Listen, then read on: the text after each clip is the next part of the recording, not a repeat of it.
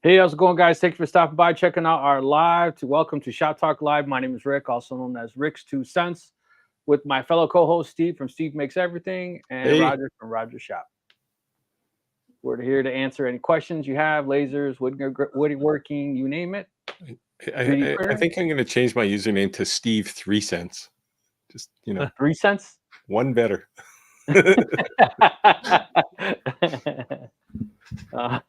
Too funny. One thing we had brought up on a previous live is we wanted the opportunity to bring someone from the audience into the live. And I wanted to try that out today. So if there's anyone who is interested in joining our live, let us know. Let us know. What we're going to do is I'm testing this. We use StreamYard to host our lives. StreamYard has a built-in app that we can have you do any type of keyword. And if you type the keyword in the comments below, then what it will do is it'll automatically run a tally, and then be able to see who entered the keyword, and randomly pull the winner. So if we can do that today for the live, and it works flawless, then maybe we'll use the same app for the laser giveaway on our 30th episode. So I believe we're on 28. I can double check that. But yeah. So if you are interested, let me just go ahead and I'll get it started, and then I'll unshare my screen just so you guys can see how this works.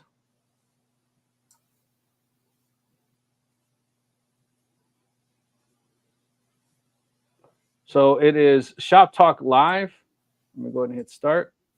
So you can see that it is doing that. So if you are to enter Shop Talk in the comments, if you go ahead and write in the comments below, hashtag Shop Talk Live, and then it will automatically start pulling these people and entering them.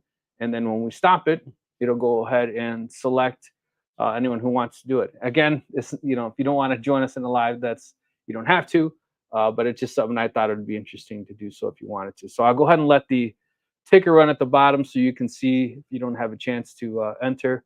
But then I'll remove this and we'll share that again at the end so that we're not a little tiny on the side here.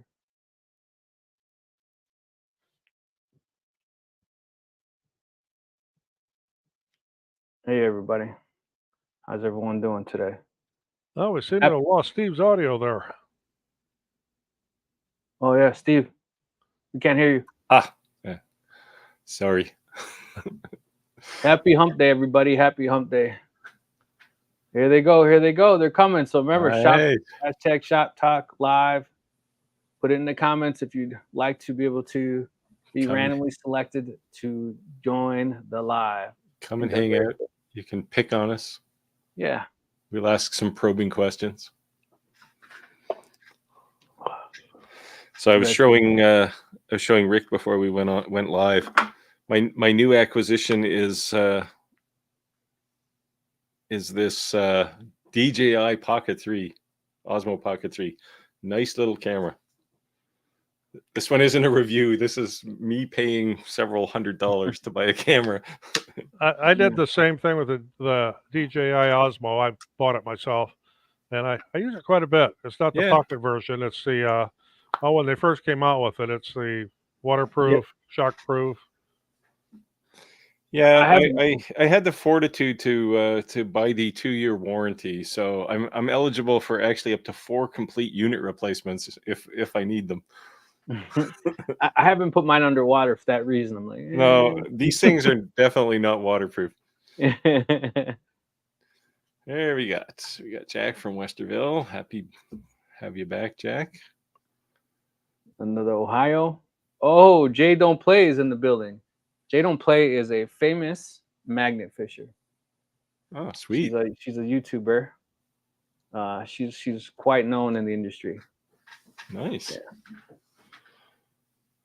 Hopefully she signs up for the Shop Talk Live. We can all find out Jay, if you type hashtag Shop Talk Live in the comments below, we are running a program. There's an app running in the background that's collecting everyone who does that, and we'll randomly select someone to pull them into the live if you'd like to join us. She said she's not famous. She's famous. In the magnet fishing world, she's famous. Now I have to go look.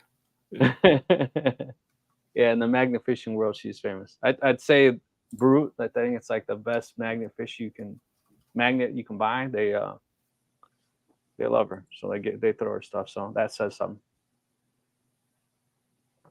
But when I first saw her videos, I almost thought they were staged because like she always finds cool stuff. And I go magnet fishing, and you find nothing. Yeah, I get hooks and lures, and she pulls up safes and bikes and all kinds of cool stuff. Yeah. Like, If it's a safe full of gold bars, that's a good find. Yeah. Well, my only experience with magnet fishing was when I dropped my ratchet in the river after we were putting the dock in. I had to go grab a magnet and find it. But that's about all I've done magnet fishing wise.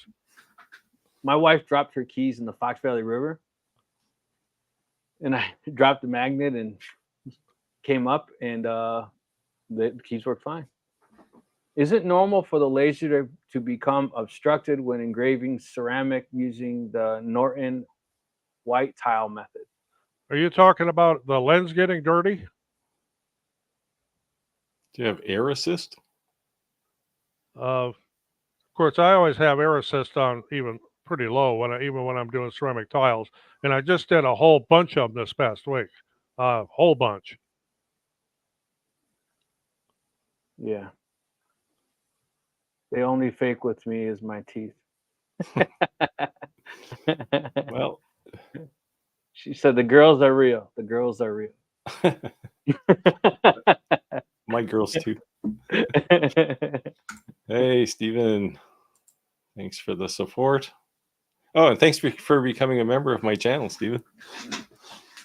You've been seriously binging videos this week. Yeah, Steve and I were talking before the live that we noticed a ton of comments from Steven. Appreciate the support, brother. Thank you. That's awesome. So yeah, other videos. It's always good to know that videos get used for something other than, holding disk storage. All right, Roger, where you at? Oh, what have I got tonight? H2O in a jumbo cup. So is 4th of July still haunting you? No, it was hot today. I did a lot of work outside, and the last thing I need anything is alcohol tonight. I got to rehydrate. Yeah, I was stuck in the air conditioning in the office today. Jay's videos are real. She doesn't throw the safe in the water first and then or have some diver down there hooking things on. Like what was that show? There was some fishing show where somebody was hooking fish on the guy's rod. That's what I would need to be a magnet fisher. Too funny. I'm gonna look really quick. I want to see what episode are we on. I think this is episode 28. 25. 25? Yes. Oh man. Okay. We're on episode 25, people. We're gonna do a live giveaway on episode 30 for a laser. So as always, in order to be eligible for a winning, you'd have to be a subscriber to each one of our channels. You'd have to like at least one of our videos, at least share one of our videos, and comment at least one of our videos. But for all 3 channels. I mean, there are other videos, but they'll cost you. We got the Silver Fox over here on OnlyFans too, so you got a little competition. Are you pointing at me? Yeah, I'm pointing at you. It's natural highlights, man. She's gonna have 50,000 DMs now. What's the OnlyFans page? Too funny.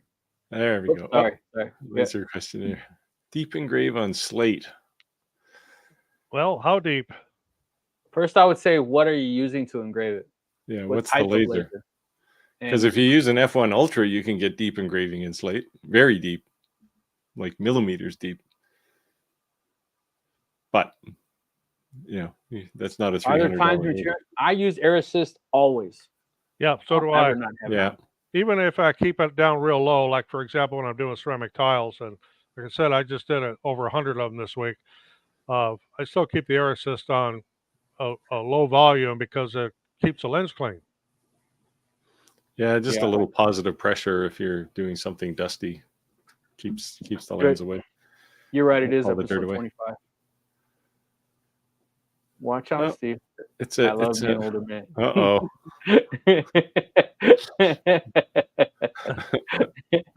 Well, got the ladies. I'm not your type then, because I'm only 26. The ladies are always commenting on you. Me and Roger are chopped liver. Well, so I was in the hardware store one day not that long ago, and there was these two, I won't say old ladies, but older than I was, and they were gossiping amongst themselves. And when I walked by, they stopped, and one lady looked at me and she said, "You have nice hair." Like, okay, I gotta go. So it's an Acmer P2. Well, that definitely has air assist. 33 watt. That should be, you should be able to get, well, see, the problem with diode lasers is they don't really do deep engraving on slate. You need a fiber laser for that. It's technically more of an etch with a diode laser. Yeah. What it'll do is it'll turn the slate to a bit of goo, actually, and then it solidifies and you get what looks like an engraving. But yeah, if you want deep engraving, a diode laser is not going to do it. What I did see someone do, and I haven't personally done this, but I saw somebody else do it on YouTube, is they took 600 grit sandpaper and sanded it smooth. It almost came like a matte finish. And I think it kind of removed that almost like finishing they put on it. Yeah. And then they had a lot better engraving with a diode laser. And then he sprayed it with spray paint, the clear but it was matte. Yeah. And so basically you took off the finish to build engrave it, but then you still want that look. So you put the matte rip back on. I haven't tried it, but it looked pretty good. And the results before doing that, not doing that, were pretty drastic. So maybe give that a try. Yeah. We have to assure Jay she's not going to get booted. You should hear some of the things that we say. We're pretty rowdy. We try and keep it tame, general audience, but yeah, we're pretty rowdy. We just try to stay out of politics. Other than that, we're fair game.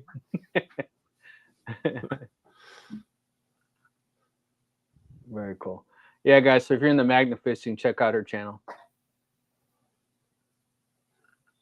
I have it bookmarked now. I have to go watch a video. See what I'm missing without having a big magnet and a rope. Yeah, it's cool. I think it's so cool. People were literally pulling over, parking, and coming and watching me. I was magnet fishing, and they're like, "What are you fishing for?" I just kept saying mermaids, and everyone would just laugh. You know what I mean? But and then people were just standing there watching. I'm like, "You want to throw it?" They're like, "No." I'm like, "You're not gonna hurt it. It's a fucking huge ass magnet." Like, you know what I mean? And they throw it 4 or 5 times, and then they don't want to do it no more. It's actually really heavy if you got a really decent magnet. Yeah, they're pretty heavy. You feel that in the shoulder. Do you have it on cable or is it on some kind of like? I went and bought a rope for an anchor. Oh, okay. I was gonna say either that or like climber's rope, right? Yeah, I didn't want that, and a lot of people do that because I didn't want to have to like grab that with my hands, and it's so thin, it just raws your hand out because it's all wet. So at least I had a nice thick rope I can grab onto, and it didn't get burned in my hand. We have these things called gloves now. You could try those. Yeah, I don't know. She said hers is 4.7 pounds. Man, I'll have to weigh mine. I'm not sure. Whatever it is, it starts feeling heavier after 10 throws. You feel it. You need like a slingshot to launch the thing. You only have to lift it as high as the slingshot. Yeah. Steven's sporting a burn. Hopefully it's on a visible skin area. Oh, I thought he meant like sporting a burn. Well, he's a West Coast guy, I'm one of those fortunate people that it's really hard for me to get a sunburn. I can pretty much just look at the sun and I'll tan. Yeah, I do the same thing, but I burn. Oh, in fact, in 2 weeks I'll be in Mexico. In fact, live we'll do I think it's on the 28th.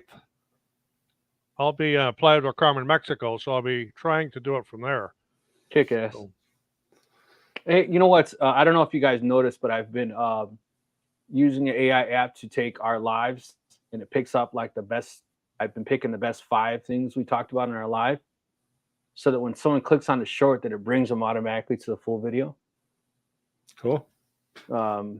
Yeah, and one of the things you had mentioned is we had said, why are we doing YouTube? What we're doing it for? And one of the things that Roger said was, hey, I wouldn't be able to be in Mexico and do these type of things if it wasn't for YouTube or my side hustle. So that goes to prove it. The painful honesty. Well, not so painful. Yeah, But you know what's crazy? 25 episodes. And that went by quick. Yeah, we should actually. You should have the contest next week because that's the 6-month episode. Really? Yeah, I missed the first couple though, and so I'll go for 30. Okay, we'll go for 30. I didn't really accomplish much this week. Well, I've been working on a 65th anniversary plaque for the last week. It's just about finished, but. This is our 25th episode, so we're doing on our 30th. So it's every Wednesday. So yeah. Free laser, guys. Free laser for our subscribers. Yeah. So that'd be very cool. Anybody have any questions? Appreciate everyone hanging out, just talking. But any questions, let us know in the comments. And below. here, let me show you something just so that you know that viewers have impact. So last week, let me share my screen here. Sure. If I can figure out how to do this again. Share a window. Here we go. Hey, Jay, feel free to drop in the comments below your channel if you want people to join your Magnificent Live to be able to see it. Is this the dart thing? This is the first draft. I may change this, but the slot over here is for the flights and the holes for the actual dart shafts. Badass. And lots of little things to get your fingers in there to pull them out. I'm actually trying to figure out how to do one where I can leave the flights on the darts. So if there may be a version 2 before version 1, but okay. So this was Steven's idea last week, and I told him I'd make him one and send it to him. So very cool. Now I just have to find a time they actually make it. Very cool. So yeah, it's just basically this is only the bottom. Obviously, there's going to be a top, but that's what we do. Free design. Yeah, very cool. Hey, Roger, I know you're you go to trade shows and those type of things. Those events, not necessarily trade shows. What are they called? Where they sell all the stuff. Oh, craft fairs. Yeah, craft fairs. And people have been asking me about that, and I told them, you know what, I'd bring it up on our live. I said, because I don't know too much about it, but one thing I wanted to make note is that you did mention that you don't always actually attend. That there's times you give it to your granddaughter, I believe. Yeah, I give quite a few things to my granddaughter. She makes a tremendous amount of stuff, especially tumblers. I mean, she's just hundreds of them. She's very, very successful with them at the craft shows, and I give her signs. In fact, I even got one laying there. She's got a show coming up, and signs like this are real popular. Right. So the point of me bringing this up was, even if you're not necessarily interested in going, you could partner with someone who does that. Right. Or maybe your significant other or even just a family member would be willing to, sell it, and you work out a deal, whatever. And if you don't make a ton of money, just think about it this way. It's money you wouldn't have made anyways because you weren't going to go. Right. Yeah. Right. And one of the most profitable ones she's done here recently was actually not even a craft show. It was an automotive parts swap meet up in Jefferson, Wisconsin. And she set up a table next to her dad. Her dad has a spot up there too where he sells automotive items. And she just made a killing. Have you ever done flea markets? Pardon? A flea market? I don't. I just don't want to take the time to screw with it. I did do a craft show last year just to see what it was like again. And to me, it still sucks. I mean, I made money at it. It's not like I lost money, but to me, it just burns a day where I could be doing something else. Yeah, I just know there's a flea market between us. I forget. I think that's 55 it's on. I've always seen it off the highway. I've never actually stopped, but it's huge and it's all red, white, and blue. Red, white, and blue. You seen that one near the No, car auction? I haven't seen that one. It's humongous. It's in Illinois. Yeah, I try not to do that sort of thing too. I find more. Oh, hold on, let me share this. More inspiration doing one-offs than going and selling 50 of something. There you go. These I just changed the banners. These are our channels. So if you're trying to subscribe to our channels, that's I'm sorry. Fiber lasers. So these things, so fiber lasers have a lot to do with what you want to engrave, what's your primary use case, and how much money you have. to be blunt, it's how much you got, right? Like if you want to do coins, and Rick shows off his pretty awesome coin that he's built there quite often. And I'm surprised he hasn't got it in his camera right now. It's in my back pocket. I always keep it in my back pocket. Oh, really? He does. Look at that. Yeah. So if you want to do that kind of thing, you definitely want like at least a 50 watt, probably 60 or more. But keep in mind, with great power comes great price. So I would say this: there's differences. Are you doing laser etching, or doing laser engraving? What I mean by that is, like, are you doing dog tags where you're just removing the ionize off of it? You don't need a 60 watt MOPA. Right. Buy 30. And you'll whip through them you'll whip through them really quick, you know. And but are you doing laser engraving when you're removing material, you know, like this? Then yes, it can be done on a 30, but just because you have so here's the difference too. When you have a 30 versus 60, just because it's a 60 doesn't mean it's going to do it twice as fast. Like you have that assumption in your head, but it doesn't actually work out that way mathematically, you know, because it's a piece of metal, and you also you can only heat up metal to certain limits, right? Because it's going to have a bad effect on it being too hot or whatever. So it is faster 100%, but the most is the amount of material you can take off in one pass. So I would say I wouldn't purchase a fiber laser under a 30 watt. And if I could afford it, I'd go to a 60. Now, if you're going 100 and the 200 watts, then you better be cutting metal, like cutting through metal. Yeah. Otherwise, there's no reason to spend that much money at all. Yeah, and if your budget is 3 to 4K, you can certainly get a 30 watt for that. Yep. You're almost in the 60 watt range.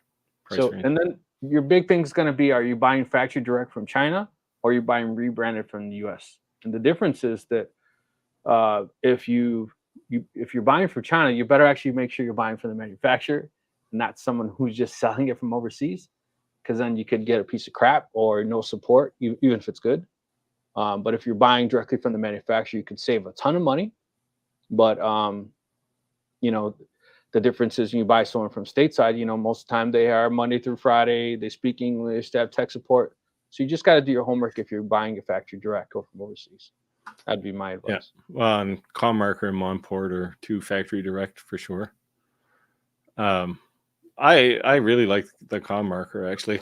I'm currently looking at their B6, which is a brand new one. It's a 60 watt. I don't know what the price is yet, but I think they're announcing it actually today or tomorrow. They're doing some live. But I'll have a review on that at some point in the not too distant future, hopefully. The reason I haven't had it already is because the unit I have is like a very, very early prototype. And so I'm currently doing some upgrade on it. If you send me an email, I'll send you some links for some manufacturers, the ones that are sitting behind me. You can do a cost comparison to some other US bases versus not. I'm just not posting the manufacturer out of respect for all of our sponsors. A Canadian living in Texas. Must be an oil guy.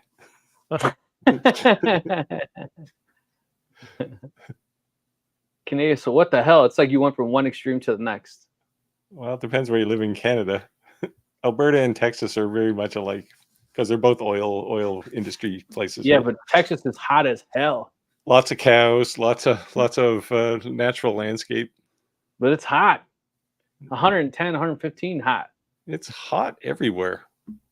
Texas It was hot here today. I think, but your weather's kind of like the same as Rogers and I's. Not like it used to be, unless you're way You up get north. colder in the wintertime than I get here on the East Coast. But it's, I mean, it'll snow here in the wintertime, but it's not generally too cold. 6K, that's the B6. Yeah, I figured it was going to be in around that range. It's a 60-watt MOPA, so it's not going to be free, that's for sure. The K40 Roger and I both reviewed, but that's a CO2 laser. Yeah. No, this is so Laser Tree makes a module. It's a 40-watt diode laser module replacement. And for reasons I don't understand, they decided to call it a K40. Yeah, that was a bad marketing decision there. Yeah, so I mean, they work. So I like the 30-watt Laser Tree module was a great replacement for what was a 10-watt on an atom stack. They work fine, but you have to look at it and go, well, the rest of this laser is old, right? Or not the latest technology. So you have to really, like, you have to be really emotionally attached to a laser frame to want to swap the laser. And now if the laser module is dead and you don't want to budget for a whole new laser, fine. But just to swap it for more power, just sell it and buy another laser. When you do a material test on products such as white tile, what determines the speed and power set you start with? Okay, I can answer this. I just happen to have one of these laying here. Right. You run one of these tile tests, and then you That's pick. Yeah, you pick which gives you the best. Well, it's hard to show here. Which gives Roger, you the best? I'm gonna take this off screen. So there we go. So there's the speeds and power. This is done with on an Atom Stack A9. So you pick out whatever gives you the best look, and then when you do your engrave, for example, we did 100 of these this week. These are actually going in a bar. Then everything will look good and everything will look the same. But you need to run this test. It's called the Nikki White or Nikki the white tile test, Nikki Norton white tile test. And you can actually download this Lightburn file off of internet. It's all over the place. You run the test and then choose your speed and power accordingly to how it turned out.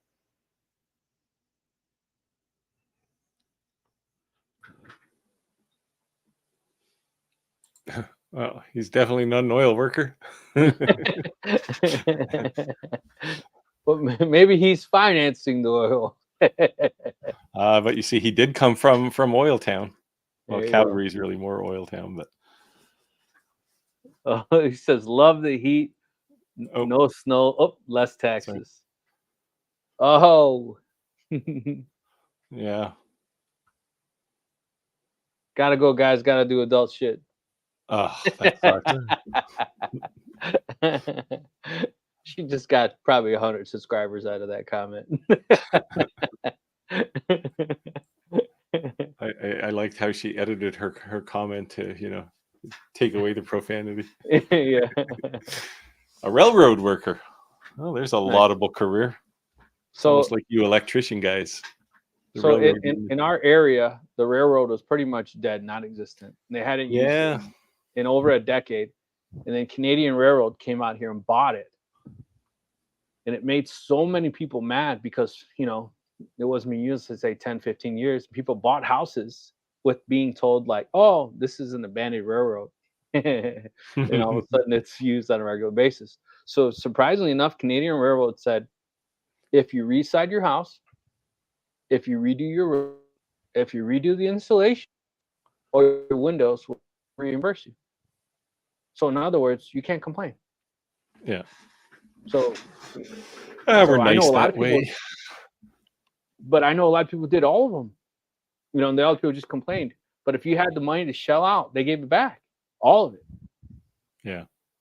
So, but yeah, the neighborhood changed drastically. I lived in Warrenville, Illinois at the time, and all of a sudden the neighborhood looked like from like 70s look to like pretty fancy. Modern day. Yeah, aluminum siding, vinyl siding. Aluminum windows, vinyl windows. Yeah. You know. More importantly, we now own a part of your distribution channel. So behave. Otherwise, we'll clamp the vice. Yeah, that's kind of No more crazy. shipments for you. I Yeah, work the for railroad CN, here pounded too pipe. is taking a pounding.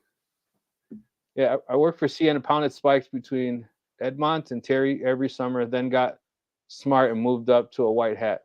Nice one. There you go. So I climbed poles and jumped in holes, for 26 years, and I just became his shirt. So yeah, I hear you. Well, this has always been a big rail area here. I mean, it's always been busy, but this is the area where the Rock Island Lines, which is no longer in existence, started. Yep. And the another town here not too far from the Silvis, they have a big rail yard there, and big roundhouse that's still in use. And yeah, the Canadian Pacific comes through here a lot. Yeah, they bought a couple of railroads down through the U.S. heartland over the last few years. So to our point before, side hustles, what you do for a living versus what you do for a side hustle to make extra cash or just an outlet. It sometimes surprises you what somebody actually does. Like I told you when I got that email from a lawyer's office, I was like, "What is this?" Oh And no! it was a laser question. And I was like, "What the heck?" Someone's trying to sue me. Did I say something bad? You know what I mean? Well, honestly, if I was a lawyer, I'd have to have something, a creative outlet. Yeah. I lived all over Canada, Toronto, Montreal. Dad is from Hey, Halifax. I live just outside of Halifax. Yeah. My mom's from BC. Very cool. Very cool. And now we sold out. Hey.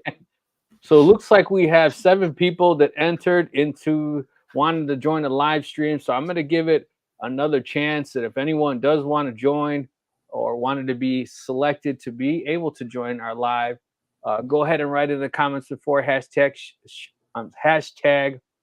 Shop Talk Live. Can you say that you will be fast 5 automatically times? entered.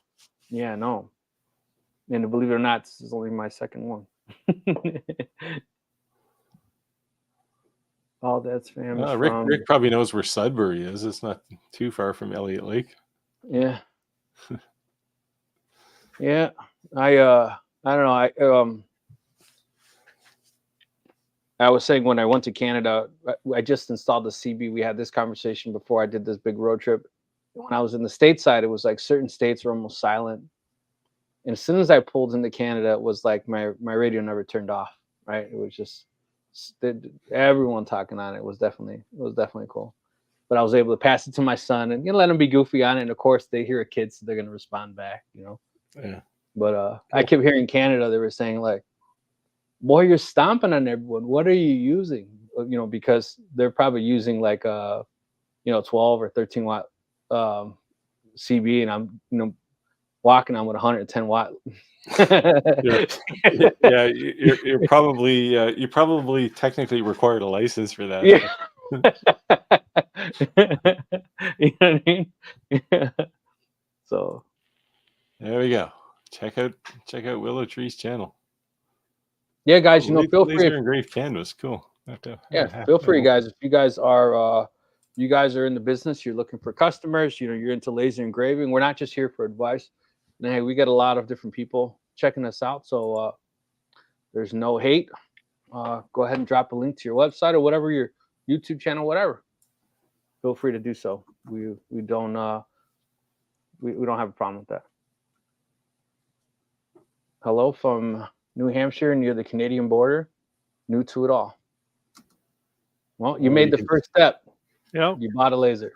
So what you buy? Soon be and you can see paradise from your house. I Except for will taxes, say of course. I will say Niagara Falls. If I went on the United States side and I looked over down to Niagara Falls, I'd be so pissed. That was half of the falls fell off and they just left it. Yeah. Oh, on the U.S. side, yeah, American falls, yeah. Yeah. Well, it breaks off all the time. They actually, in I think '69, I was very young, but I remember when they turned it off, and because they had to clean a lot of that rock out of there, and they found bodies like you wouldn't believe in there. Really? Yeah. Crazy. Okay, here we go. X tool. Too old to do this. Oh, you're never too old for anything. All right, so X2S one, not a bad laser. I like it. all right, let me share my screen. Sorry, I was overlooking at Willow Tree's site here. Present, share screen, StreamYard. All right, so everyone can see my screen. All right, we got 8 entries. Let's go ahead and hit draw. Let's see who our winner is.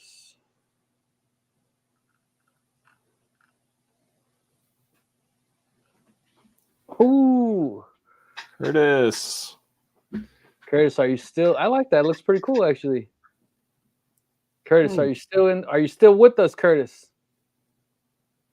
Comment in the comments below if you're still with us.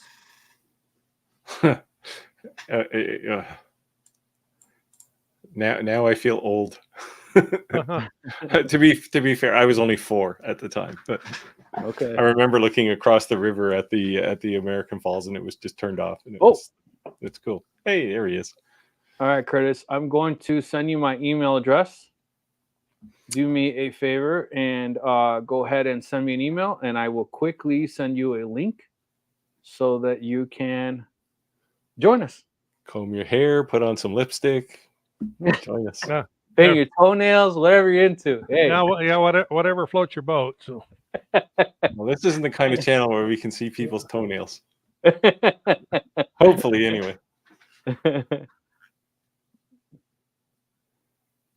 All right, so I'm logging in my email now so I can make sure I got that. Hey, what do you guys think of this this app? Think it's pretty cool? It worked. Yeah, it worked. Just think that it makes our contests easier too, right? We don't have to do the random scrolling. The high tech way. It worked for the time being until we, and I knew that existed. I just wasn't sure how to use it yet. So let me know once you send me an email so I can be looking for it. But I'm logged in now, taking a peek. Hitting refresh with anticipation. Yep.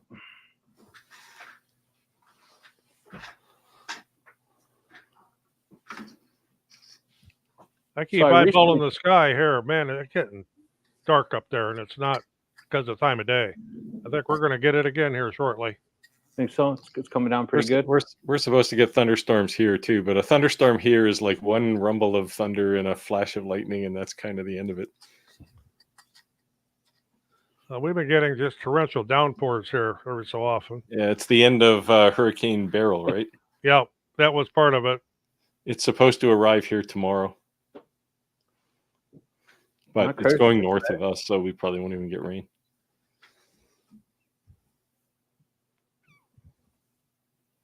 So I recently turned down a pretty big sponsorship opportunity. And it just was because they seemed to be a pain in the ass. You guys ever done that? It was OnlyFans. You should have told me. I could have put in a good word for you. It's actually a pretty. Okay, I got it. I'm on a live suggestion for families. Oh my God! At least you're calm, cool, and collected watching the live stream. Here you go. I'm going to send him the live. Yeah, here in the Midwest, when they issue a tornado warning, we don't go to the basement. We go outside with a camera. Yep. My son gets so excited. My goodness. I keep thinking, boy, if I could ever capture one of them, that'd make a really cool YouTube video. only if you do the first person view, then it would be really cool. Oh, yeah. It would definitely go viral.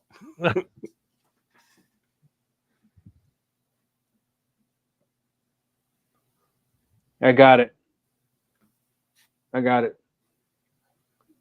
Hey, Curtis, still haven't got an email from you. I actually got a email from a Willow Tree, though. Facts. Yeah. Hey, Marilyn. Lurking in the shadows again tonight.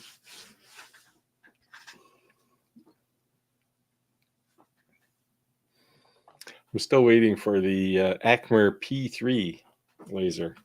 I think they got delayed. They were supposed to send it, I think, this week.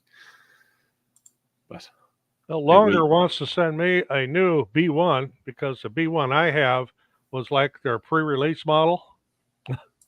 So things are a little different on that from the one I have. Yeah, Longer's been doing the hard sell on me, man. They've every week I get email from them to say, "Hey, why don't you review a laser?" It's like, you know what's weird is I did the same thing, and they're from 4 different people. It's not even the same person. From Longer, yeah, it's like 4 different people from Longer. Yeah, well, I think they have a marketing company working for them. Oh, speak of the devil, UPS is supposed to deliver something from China for me tomorrow, and it's got to be that laser because that's the only thing I'm waiting for. Spent 4 hours in Northernville, Michigan. I'm good if I ever see the Midwest again. I actually like it here. Me too. Yeah, I'm glad Hurricane, not to wish ill on people, but I'm glad Hurricane Beryl decided to take the path it did to get to me. Usually they come right up the coast, and they're not fun when they arrive here. So Roger, I guess we're the only ones who don't not hide in the basement. Good evening.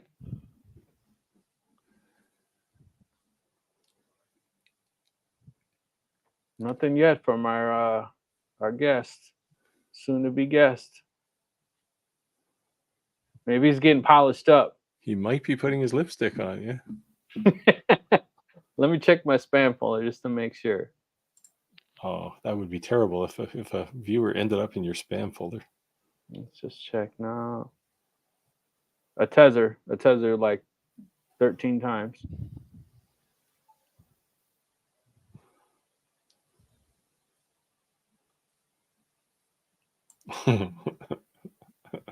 Oh no. Marilyn, we have to talk. Well, at least he has hair. Yeah, well, I'm lacking a little bit of that hair. I don't have to hang it up at night or anything, so I was saddened when it turned white, but look at this, Stevie with the women. I'm telling you, I really do have to get that OnlyFans channel going, I guess. Rick's channel is the it'll only just be one. my hair. Rick's channel is the only one of you I haven't watched. I'll get back right on that, Rick. Oh, thank you. Appreciate that. Appreciate the love. I don't have OnlyFans, but I do get in other things. You make a hell of a coin, though.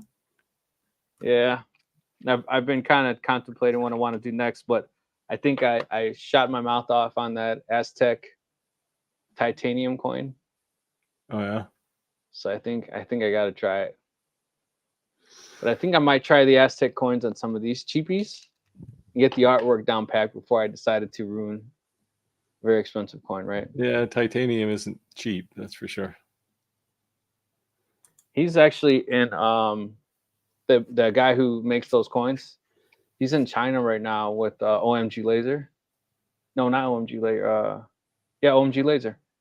He's in China, OMG Laser, the owner of OMG Laser. Yeah. I see him posting Facebook pictures together. So, the laser manufacturers are friends with the people who, use stuff to make on their lasers. It's kind of fun. It's a surprisingly small community. Yeah. Yeah. Photos on mirrors. Are you trying to do grayscale by any chance? Not like you need to. So on a mirror, you need to do a dithering pattern like Jarvis Jarvis is probably the best one. I can't remember if I use Jarvis or Stucky. I've got a video just dedicated to that. I did a photo of my neighbor's car, which is not stock by any means, and did that on a mirror for him. And there's a whole video on it. It's all step by step. It's on my channel. I think, Roger, how I first found your channel was because of K40 acrylic videos. Oh yeah, and then, unicorns. And then, yep, and then I was watching you because the mirror videos, and then the slate coasters, and I was interested in doing those, and I was watching. I still haven't done any three of those, But you know, that's what first got me watching your channel. So if you, so it's Jarvis, that's probably a decent one. Yeah, it works out well. If you want to sacrifice a piece of mirror, you can do a material test on it. But here's the thing too, is that you can go to Dollar General and buy a mirror. Now, I'm not saying that an expensive mirror versus that, but if you just want to start playing with something, because a nice mirror is not cheap. That's all I'm saying. What I like to use quite a bit are the mirror tiles you buy at Menards. Those 12 by 12 mirror tiles. I do real well with those. Okay. There you go. Inside tip.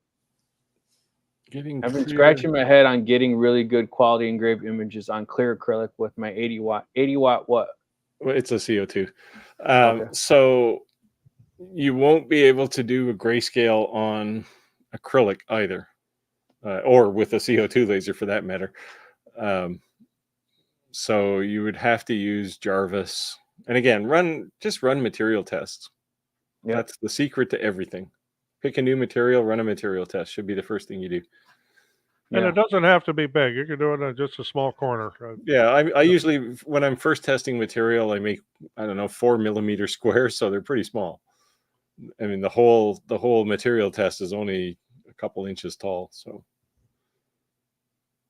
yes, I've seen the video. Not very computer literate, as to no graphic design or laser experience. You're what we call a blank slate. You got a lot to learn, but yeah, that's the fun part, is taking that journey to learn it. I mean, everything has a learning curve. Yeah, and there's lots of help. I think what's funny is that when you first make something, you think it's so great, and then months later, you're almost embarrassed.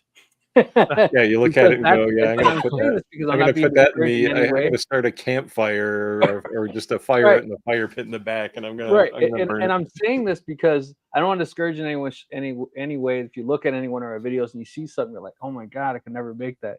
You don't know how many things I had to make to get to that level. Yeah, I'm amazed. I have every once in a while, I have a big box that I just throw scrap in. It's like failed tests, and about 3 times a year I'll empty it, and it's just I look at it. It's like a historical dig, because I'll look at it and go, "Oh, I remember trying to do that." And this is the thing with, like, especially new materials. It doesn't matter how much experience you have. If it's a new material, it's new, and you're learning, right? So for sure. Yeah, enjoy the journey. Enjoy the journey. Don't get frustrated. You learn from every mistake. And also sometimes mistakes turn out good, because you're like, oh, I kind of like that. I have numerous happy accidents. I have lots of unhappy accidents too. But yeah. It's always good. It's always good when you make a mistake and you go, oh, that's actually better than what I was thinking. Sorry, Roger. I've got surprised a couple of times with something will turn out so good. Now I go, damn, how the hell did that happen? And I'm trying to remember what I did, because I didn't write it down. Yeah, it was just a test. So yeah, I find I make fewer mistakes on lasers. I make more mistakes on CNCs. I don't know if I ever showed the charcuterie board I made that had the happy accident handles. Let me see if I can find it. Yeah, learning how not to do it. Yeah, you'll find a lot of that too. Yeah, well, that's how you know you're still learning. Yeah. Let's see if I can find one of these. I thought I showed this already, but still no email from our guy. There, let me share my screen here for a sec.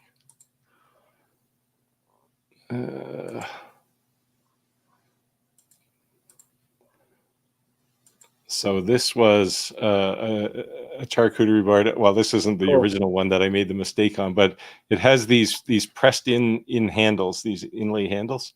Well, they're actually pressed in.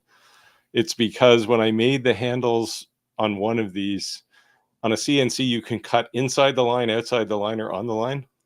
And I should have cut inside the line, and I cut outside the line. So I had these gigantic holes. And I looked at this board, not this one, but another one of these, for about a week, deciding what to do with it. And somebody came into my shop and said, oh, just press handles into them. And oh, okay, that sounds fantastic. And this is how I make them all now. I don't make that many of these anymore, but I always press these handles in because people love them. That's good. So happy accident turned out okay. Yeah. You learn from both good and bad. Exactly. Yep. I'm still waiting to learn from the good. If anyone needs help on laser engraving canvas with a dial, I have an X-Tool D1 and an LM3 10 watt. There you go. Yeah, canvas is a challenge for sure. Especially if that canvas happens to come from Dollar Tree, because man, you can burn a hole in that real easy. Yeah. Guess how I know that? It's all about being gentle. Yeah. 60 watts. Run it. I saw Vintari on here. He did a painted canvas video with a bunch of people around a campfire. It looked really nice. That's cool. Was it with the spray paint? Yeah. Okay. Like you paint it the color you want underneath the surface, and then black, and then you engrave it, and you can do multiple colors too. I've seen people do them in layers, but this one actually just looked really nice. So any upcoming projects you guys are going to be working on, or? It's summer. I'm trying to take vacation. But no. My biggest project here is going to be getting packed ahead to Mexico. Nice. I'm working on a design for a special ruler for a lady who runs a company that makes purses to cut them out. So it's a really intricate kind of ruler. It's kind of cool. I thought you were going to say 3-inch rulers. Well, it's 3 inches wide.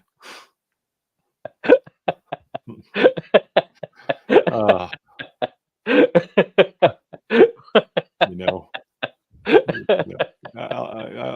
send you a link to my OnlyFans channel. All right. Yeah, we've all done that. Yeah, I think the material tests, yeah. I honestly, like something like that, there's definitely going to be a learning curve, but there's so many people on YouTube doing it. You can almost have a starting point, right? And then kind of dial your own in. Why beat your head against the wall when somebody else already done that? Hello. Hey, Renata. Where are you joining us from? Let us know, and if you have any questions, let us know as well. Yeah, so I think I have a box of fairly, I want to say like lop offs and leftovers. I'm going to pull that off and throw that on my workbench and go and try to use it all. We'll see. Oh, Arizona is good and hot there. Yeah, for sure. Wow, got people just joining now. Hey, Robert. Robert, thanks for joining us. Hey, just everyone who kind of joined later in the live. Hey, what happened to Curtis? I don't know. We are on our 25th live, believe it or not. That won't by fast. What does say? Time flies when you're having fun. On our 30th live, we're going to be doing a laser giveaway. So in order to be eligible to receive the laser, you'd have to subscribe to each one of our channels. You'd have to like one video on each one of our channels, comment on one video of each one of our channels, and share one video, at least one of our channels. So just putting it out there. So I know there's a lot of people that are joining our lives because they'd like to learn and they're still saving and they want to hit the ground running. Well, this may be an opportunity to get a laser and get started loose sooner than you thought.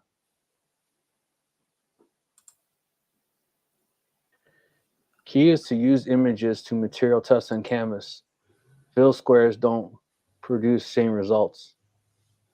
There you go. That's a tip. Yeah. The intent though of a material test it's really just to get you into the ballpark, right? It's not to say here's the definitive setting, but it's the difference between going at 100% and 20%. Right. And whether it's 20 or 23 or 18, that's what you'll find when you actually do the image the right way.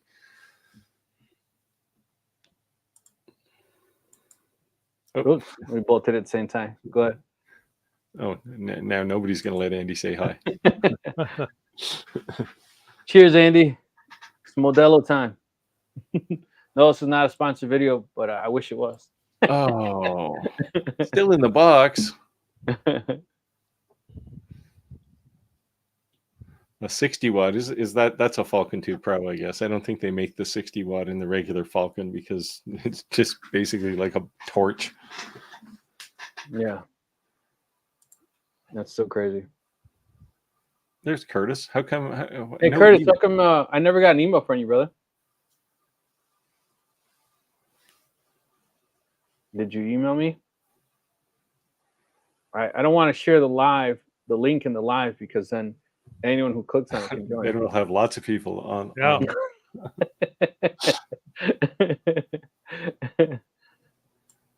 Yeah, I don't know if Roger has it. You got more like a barn or something, right? It's like a big building. It's not just it's 24 by 36, 3-car garage with a 2-bedroom loft above it. I'm up in the loft right now, but every square inch of that lower level is used for something. I mean, I've gone over this before. I have everything on wheels because I have packed so much stuff in there. That, and I also store my forklift in there, so that takes up a lot of room. My workshop is 25 by 35 as well, but my above my head is just a loft for storing things. I would say to anybody who's building a building for a shop, 25 by 35, as Roger has certainly endorsed, is not big enough. Make it bigger. Yeah. I took a quarter of my basement. I'm in my basement. So what happened to Curtis? Is he going to send you an email? I never got nothing yet. Well, maybe Curtis, save him for next week, and we'll pick someone else. All right, Curtis, we're gonna give you 1 minute. No email from you. Where did you? No, I'm not sending you an email. You need to send me an email. Well, there's the problem. It's a communication problem. I would have no way of knowing what your email was.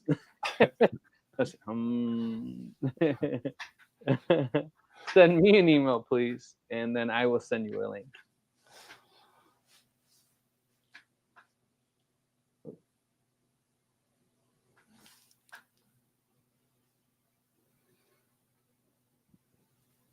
All right, I'll. There you go. Ronaldo there you shop. go. If you're in Arizona, look for that. Nice one.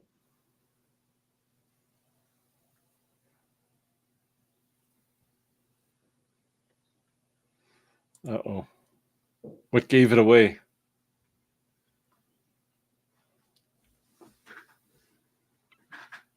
So early on, I was saying, I was saying Canuck, right? And you were making funny how I was saying it. Yes. You're like, it's not how you say it. Canuck. Yeah.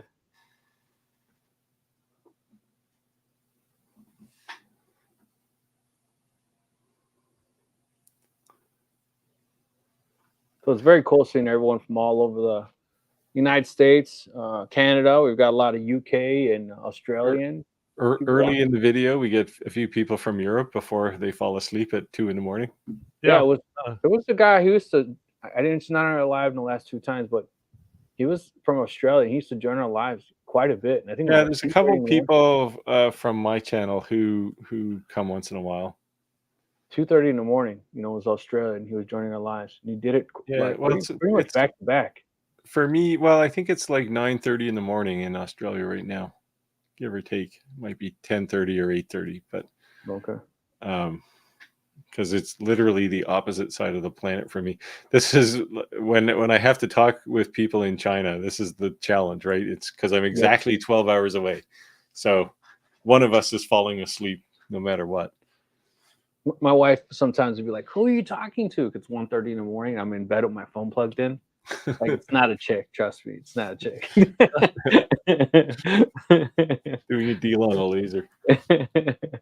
Yeah.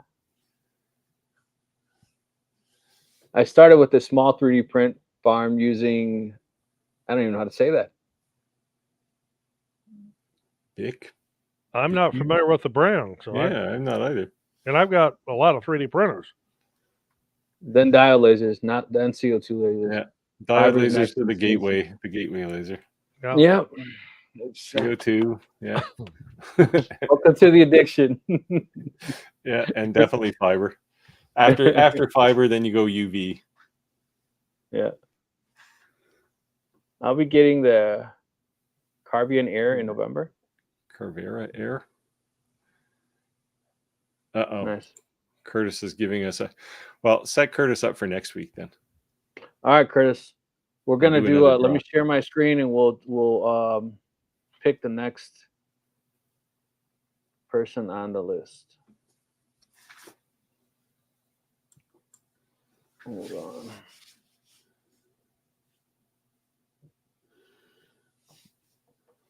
I don't know if I can. Yeah, lines matter.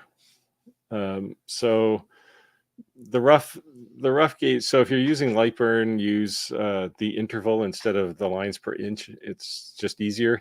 And the rough measurement is take the height of the spot of your laser, which is typically 0.1, 0.15, somewhere in there, and set that as your interval. And it'll get you right in the range. You can usually go a little higher than that so that you are sure there's a bit of overlap, but start with that and you'll get rid of the graininess.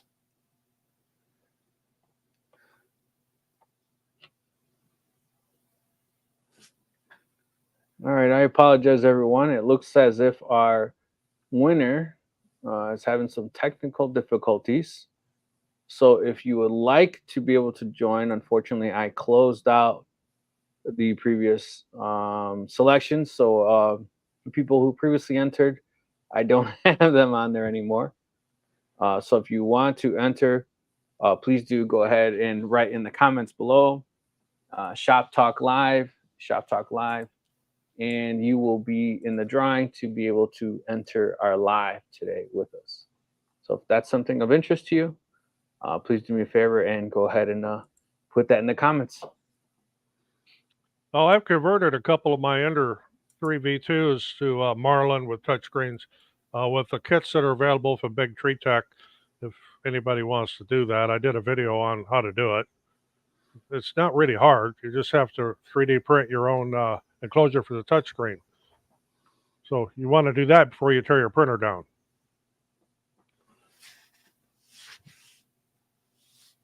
All right, here they come. Here they come, guys. Thank you. Oh, just me. You gotta use the exact hash code that's up in the screen. Yeah, you have to actually put it like exactly like it's showing in the ticker. Otherwise, it won't count. Pound Shop Talk Live. Got to have that hashtag in there. Yeah. It won't count you if you don't put it exactly like that. So, and it's out of our hands. Sorry, guys. It's out of our hands. Yeah. And we won't lie, it does help our algorithm a little bit. So thank you as well. So and no spaces. Shop Talk Live. All one word. There you go. There you go. That's the right one. Exactly like this. Come on, guys. Exactly like this.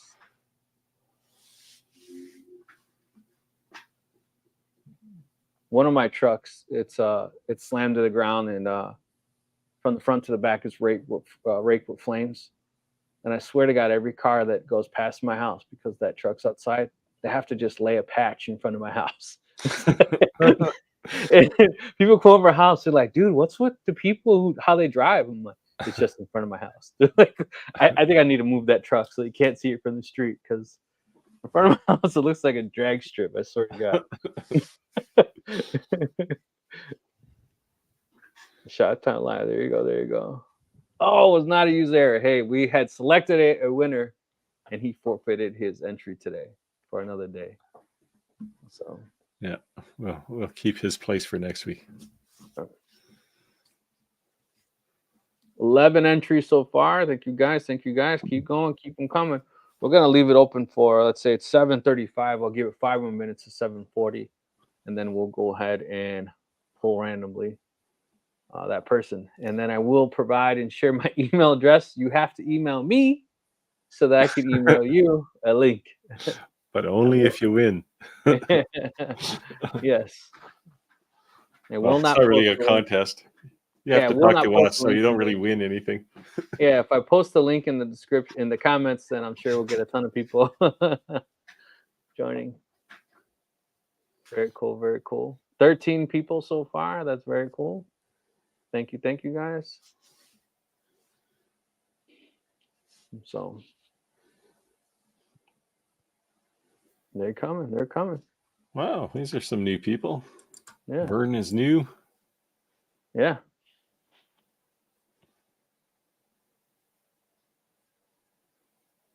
We're watching you guys, so we're all winners in respect. Oh, appreciate that. Very cool. Very cool. Let's see how many we're up to here. 14 entries. Very cool. Couple more minutes.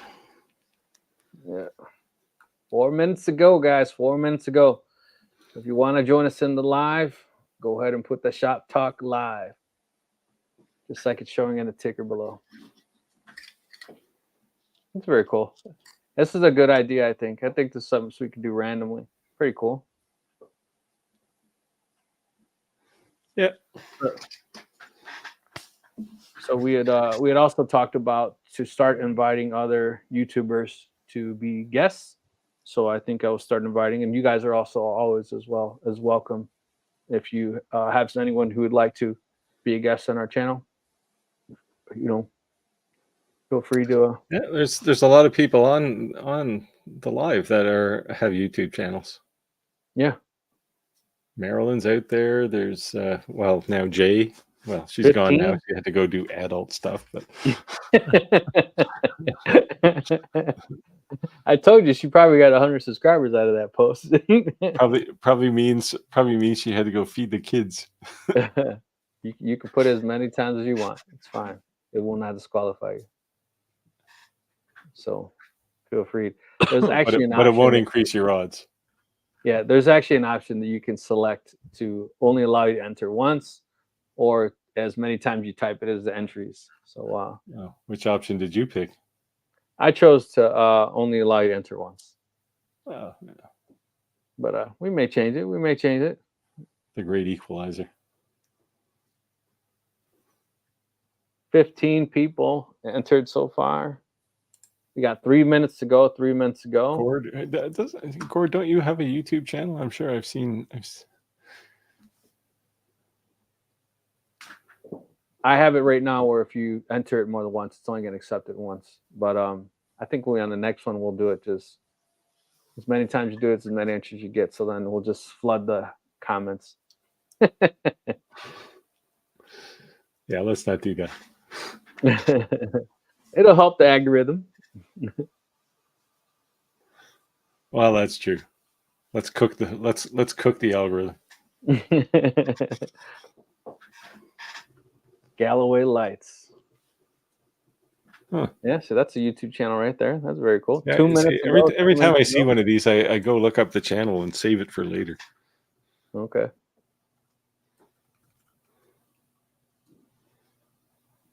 I'm trying to figure out this M1 Ultra while watching. See, this is why you should enter the live. You could just show us. We can help you at the same time. Yeah, how you like that one? Oh, you got an M1 Ultra. They look cool. You're probably the perfect demographic for that. It's not really for me because I'm not all that crafty. Okay, I'm not crafty at all. I'll just say it. No, it's really the M1 Ultra is really designed for people that do, they want to do some laser engraving, they want to do some vinyl cutting, just have a general purpose tool. And I think it's gonna really hurt Cricut for sure, but a lot of those kind of side tools. Roger, you want to take this? You actually just made a video on this, right? The unicorn one? I don't do it. People have done it. There's some guys out there on their channels I watched, and actually it's just not worth it. It's cheaper to just buy it than to create all the equipment, go through all the work of making it. And then you have it has to be accurate. I mean, if you start getting globs or waves in your filament, it's not going to go through the extruder properly. So No, I just buy mine. Yeah, I've looked at trying to maybe build a filament recycler, but I saw this YouTuber using the plastic caps on the top of pop bottles. Oh yeah. yeah, And he was melting them, making all kinds of cool stuff. You can also use nylon filament like you use in your weed eater to get the right diameter. I've done this. I've actually taken the closest to what is it, 0.03, 0.04 filament, and there's I think it's the blue filament for weed eaters is very close. Okay, so it's 141. We're smaller. 1 minute past. So let me go ahead and share my screen. I used to have a nylon cube that I used made out of weed eater filament. 17 entries. Let's go ahead and do our drawing. There we go. And oh, hey, willow tree. Willow Tree Woodworking. Well, actually, you emailed me, so I already have your email address. So funny enough. So there you go. See, you are a psychic. So yeah, very cool. Let me send you the link. Yeah, this is good feedback, right? Because a laser really isn't the cleanest environment for anything, right? Because by the time you're done cutting anything on a laser or engraving, it's full of dust. But that would probably impact cardstock in a bad way for sure if it's white. Sweet Jesus.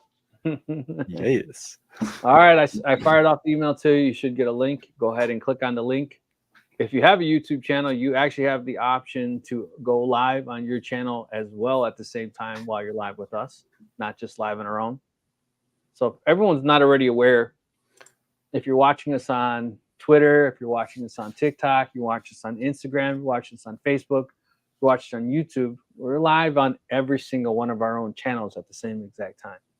So however you decided to join us, I thank you and appreciate you for joining us. Yes. The biggest thing with using nylon, whether it be not regular nylon or weed eater line, is you got to make absolutely sure it's dry. If there's any moisture in it at all, you'll have blisters everywhere. Yeah. When I did my nylon test with weed eater line, I put it in my dehydrator for about 3 days just to make sure, because it was just stuff I pulled off the roll out of my shop. So wow. Now, speaking of weed eater line, if you want to make your weed eater line last longer, keep it in water. Yep, soak it in a 5-gallon bucket. Yep. Aloha from Hawaii. See, Roger, Hey, your next trip has to not be to Mexico. You have to join us from Hawaii.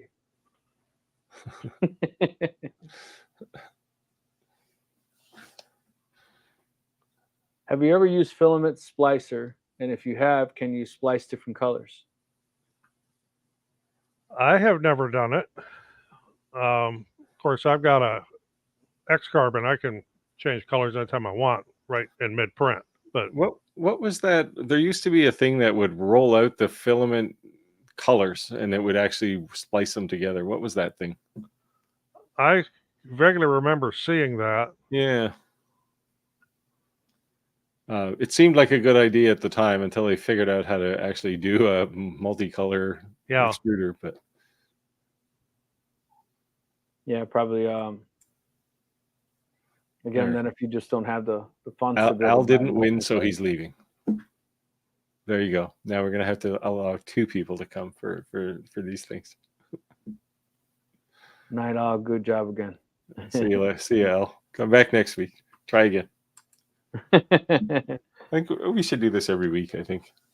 You think so? I think it's cool. Yeah, I think it's cool. Once we get the kinks out of the process here, it'll be better. Yeah, that's cool. Oh yeah, I'm waiting for this face to pop up in the bottom here. I was looking at this one, the MIG welder filament. You're gonna need one heck of a hot extruder for that. Yeah. Oh, here we are. Hey, there he is. Bam! Welcome. Welcome aboard. Oh. Ah, there you go. Are those metal? They're wood. Oh, it sounded kind of metally when you were What is going on here? rubbing them together. Well, that's kind of the idea, right? Is to come up with something that's somewhat metal, but you can make it out of wood. Yeah. And since we just had Canada Day, I had to create something for Canada Day, and then I also created. And they make great ninja throwing stars too. So what did you make that on? This is on my 80-watt CO2. Nice. Yeah. That's very good. Once you once you've had your fill of a diode laser and you go to CO2, it's a whole world of difference. It's kind of like everything, right? You kind of grow from you start off with the 3D printers, which I looked at the Enders and then the BigQs, and so I thought, well, hey, I'll do a 3D print farm with that. So I bought 3 of those, and then I went to diodes, and then I went to CO2. Now I'm going to fiber. Now I'm going to CNC. So it's like you have a woodworking channel, but it's everything I'm doing is non-woodworking because all the work I do is live edge tables, and that's a lot of work to film and put up on YouTube. Yeah. And if that's what you're doing, it's the same video every week, right? Right. Plus, I can't compete with a guy out of Seattle that does the same thing who sells them for like $20,000. So yeah, I figure, I'll let somebody else go look at his channel. I'll offer him for $10K and steal his business. So tell us about yourself. Where you're from. I know we were kind of chit-chatting in the live here, but do you mind introducing yourself to the channel and what type of business you own, what you do, and where you're from? And yeah, absolutely. So I'm originally from Canada. Was born and raised in Canada, lived all across the country from British Columbia all the way out to Toronto, Halifax, Montreal.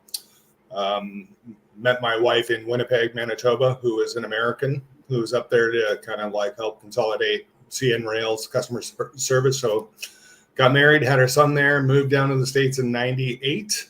So I've been down here since. Moved to Colorado because originally I was a software developer, and so I came down for the Y2K buzz and did a bunch of programming on that, and then I moved from that into being a financial product manager, and then I switched careers for 3 years. I went back into medicine for 3 years as a surgical PA in neurology and ortho and what have you, and then I was I wasn't making a ton of money on that, so I went back to doing software, and then really my side hustles really started when my kids were young, like when they were 15, 16. It was kind of a way that I would take, $60 worth of wood in the summertime, and I would allot it to my kids, and I'd say, okay, let's go design a project. We'll build it together. I'll help you guys build it, but you market it, you sell it, and whatever you make from it, that's your money to spend in the summer. And sometimes they'd make like $600-700 in the summertime, and at awesome. 13, 14 years old, that was a lot of money for them. So that's really kind of how it started. And then I started getting a lot of people coming to me and saying, hey, can you build, the big farmhouse craze went out. And so I built tables and dining tables and coffee tables and did the whole epoxy thing.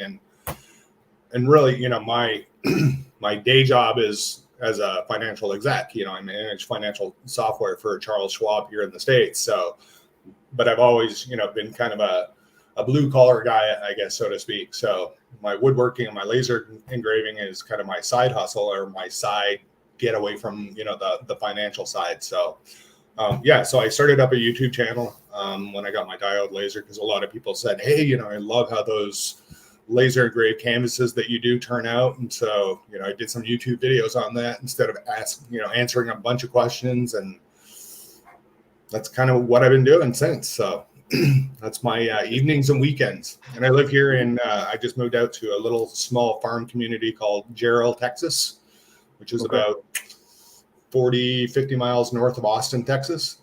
And so, it's nice and hot out here, but I got a nice little country place out here, which I love. And eventually I'll build a barn dough and build a shop right here. Cool. So if I got a snicker or a smile on my face as you're telling your story, it's because I'm looking at the Brady Bunch look of our chat here, and this side of the live, Roger and I are the IBW guys, and that side of the live, as you're telling your story, the software guys. Yeah. Yeah. Well, and in Stanley Cup, I had to cheer on my Oilers, even though I live here in the States. Everybody's like, "You're really going to cheer on the Oilers and not Tampa?" I'm like, I grew up in Edmonton. I watched them win 5 Stanley Cups. Of course, I'm going to cheer them on, whether they win or lose. It's so close. It was so close, and I was like, right there on the verge. Next year. Next year, yeah. So I have to ask, whose live did you join? It doesn't matter, but I'm just curious. I don't. I just clicked the link and typed in my info. I don't think it actually asked specifically which one to join. No. I mean, initially to actually join our live, how you're. I think I saw it come up. I think I joined Steve's maybe. Nice. There you go. Yeah. Canadian. That's why.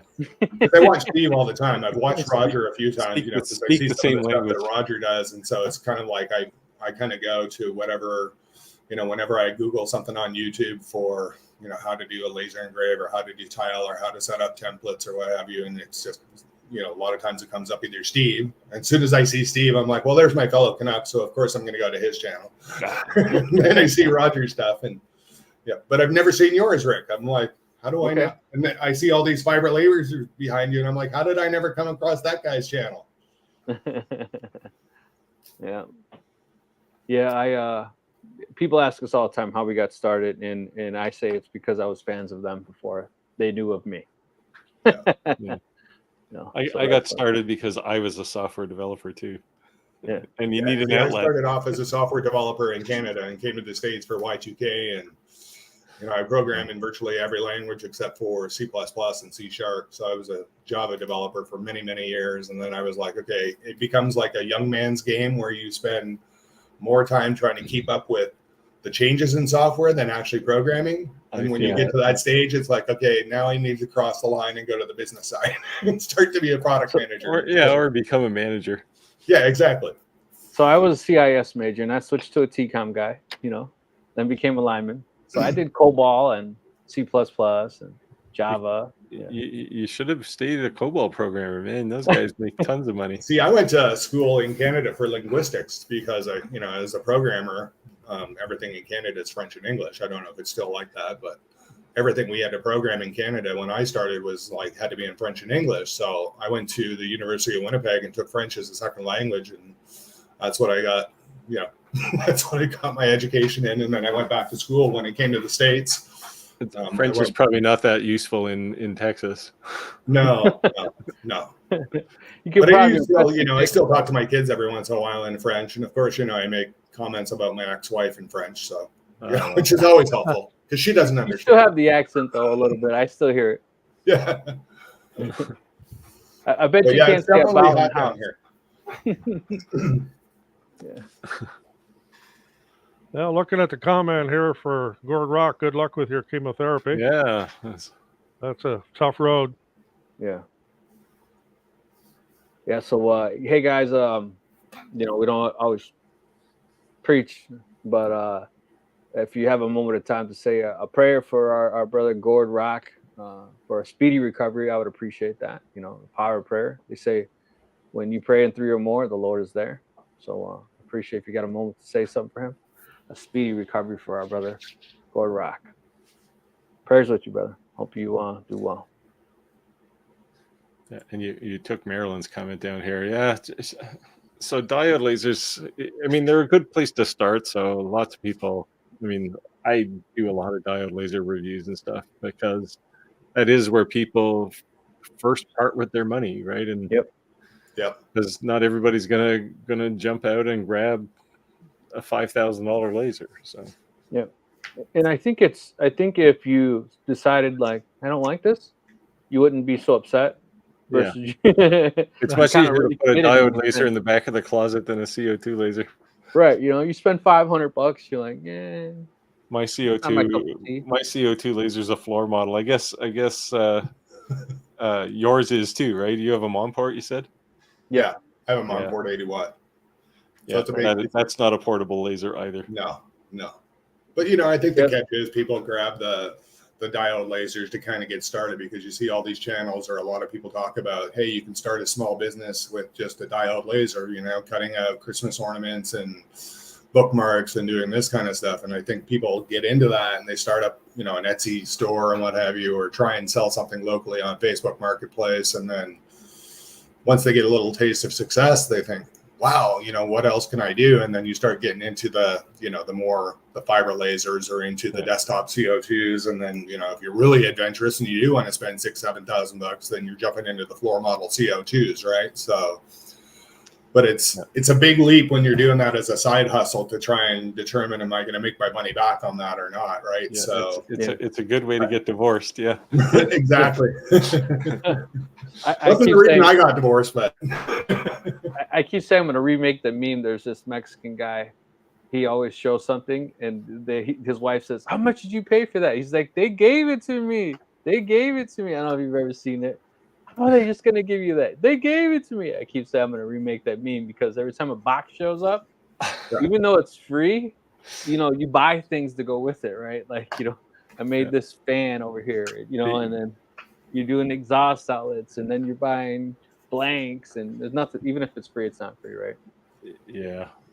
Well, it's the materials. Well, actually, I get a lot of materials sent to me too, but I work with a lot of acrylic and stuff, and acrylic is not real cheap. I found a couple of cheaper places, but hey, I love my longer range live too.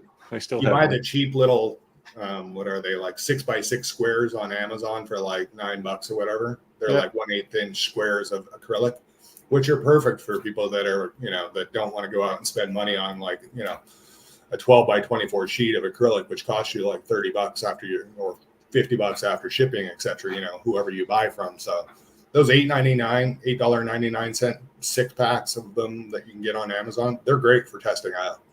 That's what I just kind of ran through. That's why I said I'm kind of scratching my head, because I ran through those and I got 2 really good successful ones and 4 really bad ones. And I'm like, okay, I know how to set this up. How can I get 2 good ones and 2 really bad ones? And it really comes down to how you kind of set out that image, right? Like you were saying, you can't really do grayscale on a CO2. It doesn't turn out so well. It just melts the plastic. Yeah, it's the one place where diode lasers rock. Like they just do great grayscale, right? And well, even canvas engraving too, like a lot of people are doing the slate tiles or the white tiles and what have you. Those are amazing to do on a diode laser, especially the canvases. I tried to replicate what I do on diode for canvas on a CO2. It just was impossible. I burned right through it. Like within seconds, I just burned right through. So So it's like fly fishing. In your will, you'll tell your wife not to sell the gear for what you said you spent on it. That's true. That's true. I said I was going to put a sign on my shop wall that said that. My only fear is my wife will sell this for what I told her I paid for it. I bought my daughter a 4-wheeler one time, and she says, "How much was that?" I said, $800. She believed me for years until someone said, "Hey, she doesn't ride that anymore. You should sell it to me. I give you like $500." I said, "It was like $4,000. What are you talking about?" My wife was like, "It was what?" Whoops. That's funny, but yeah. So canvas is one of these things where it's a good place to be if you want to make a bit of money, because it's hard to work with. Like you just can't do it instantly, and not a lot of people do it. So, slate coasters, they're done to death, right? But lots of people, could be doing canvas because it isn't all that. There's not that many people doing it because it's harder. Yeah, I think that's probably why I do them for friends and family and, people that I know locally, but I've never advertised them on my Etsy store to like do laser engraved canvases, because it can be subjective, right? Even though I've probably done 50 of them recently that I mastered them. Like they turned out perfectly, but you get somebody that sends you an image that's not a great image and you try and laser engrave that and you throw it onto a canvas and it comes out and looks like dirt. It's like, you can't, and I just don't want to take that risk of like somebody paying me money and I go to engrave it for them and it just doesn't, I'm not happy with the quality of it, let alone to, charge somebody for it and end up having to refund them. So. Yeah, and I think that's a big difference too with using your own artwork versus provided artwork. You don't ever know what you're going to get, right? That's a big difference. I've run into that on quite a few different things that we do where the customer supplies the image and I tell them right up front, if the image is not good, it's not going to come out good. And if the people in it are ugly, when I make it, they're still going to be ugly. It's going to change.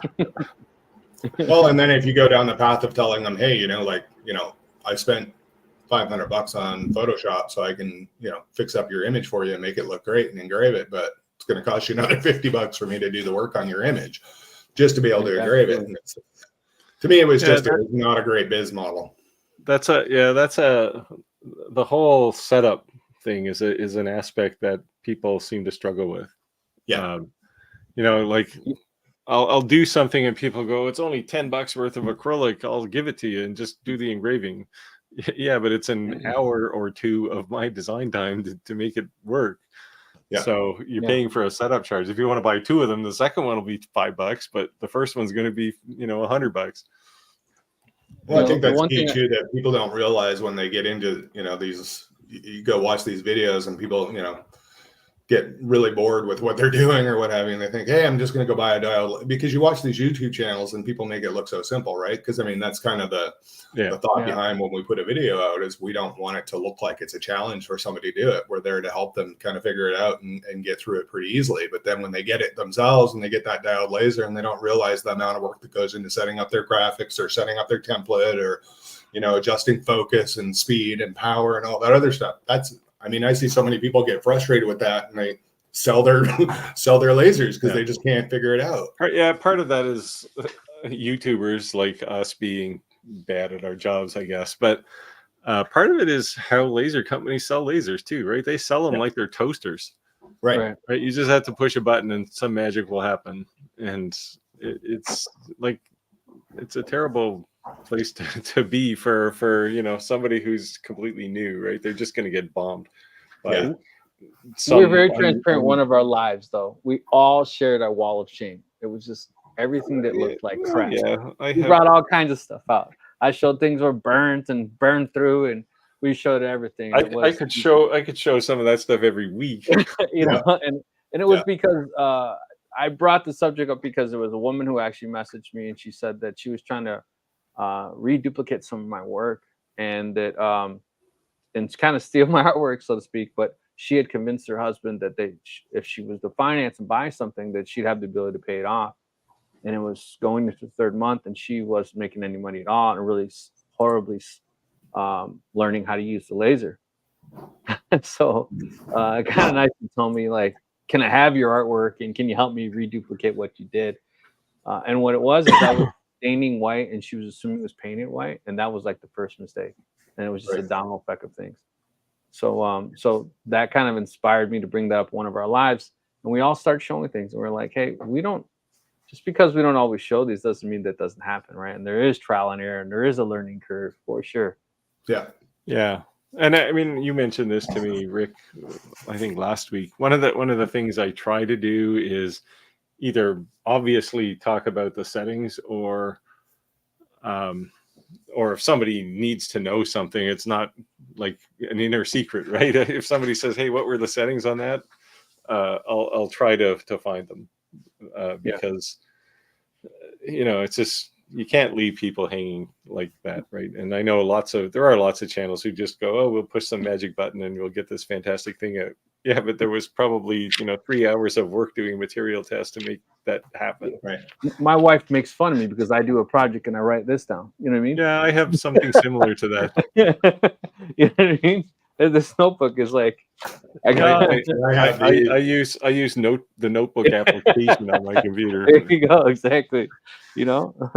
I use these little cheat sheets that kind of tell me, like, based on whatever kind of laser I have. I don't know if you can see that, but if you have like a 60 watt and 80 watt exact, etc., it tells you like, thickness and whether you're engraving or whether you're cutting and you're doing leather and what have you. So I even made these for the long terms. Yeah, see, and they're great to have, and I think that's what people can tell you're a manager. Work to get to that point, and then they spent 3 hours trying to figure it out, and then they forgot what they did. So my biggest suggestion to people is, like, as you're going through, make sure you label your work or write down what it is that you did. Keep really good track of your tests, because if you get something successful, then you can go back and replicate it. Yeah, I've been lucky enough to be born, I guess, with a bit of an eidetic memory. So I for a long time I didn't write anything down, but I would just remember it. But then when people started asking me, the cruise control just stopped working at that point. And it's like, well, geez, I don't know. I just kind of push some buttons and it happens. So I've started to write things down more now. Yeah, and I show in my videos, you know, for canvas engraving, I show all of my settings that I'm doing. Like, here's my power, here's my speed. I did a video that shows, you know, right from the start, like, here's the canvases that I buy. I go to Michael's and I get this sick pack. Here's the paint that I buy. This is how I set my canvas up, let it dry overnight. This is how I set up my images. You know, like, it's a whole step-by-step process. And I've had a lot of people come back to me and say, you know, that seriously helped me out to really engrave really nice canvases. So, I mean, you go to my channel and you look at some of the work that I've done on there. I mean, even I'm blown away when I look at it sometimes and go, wow, I actually did that? Holy cow. Yeah. we were just talking about surprise mistakes, right? Yeah. No. So Gord, to answer your question here, the P2, it does have liquid cooling, but it's all enclosed. So I mean, you fill up the tank and that's kind of it, right? It's not like you have a big vat of water sitting around that's going to get knocked over or something. Yeah. When you have a larger laser, like, well, certainly my 90 watt, but your Monport probably also has a chiller that's external from the laser. Yeah. My K40 is a chiller.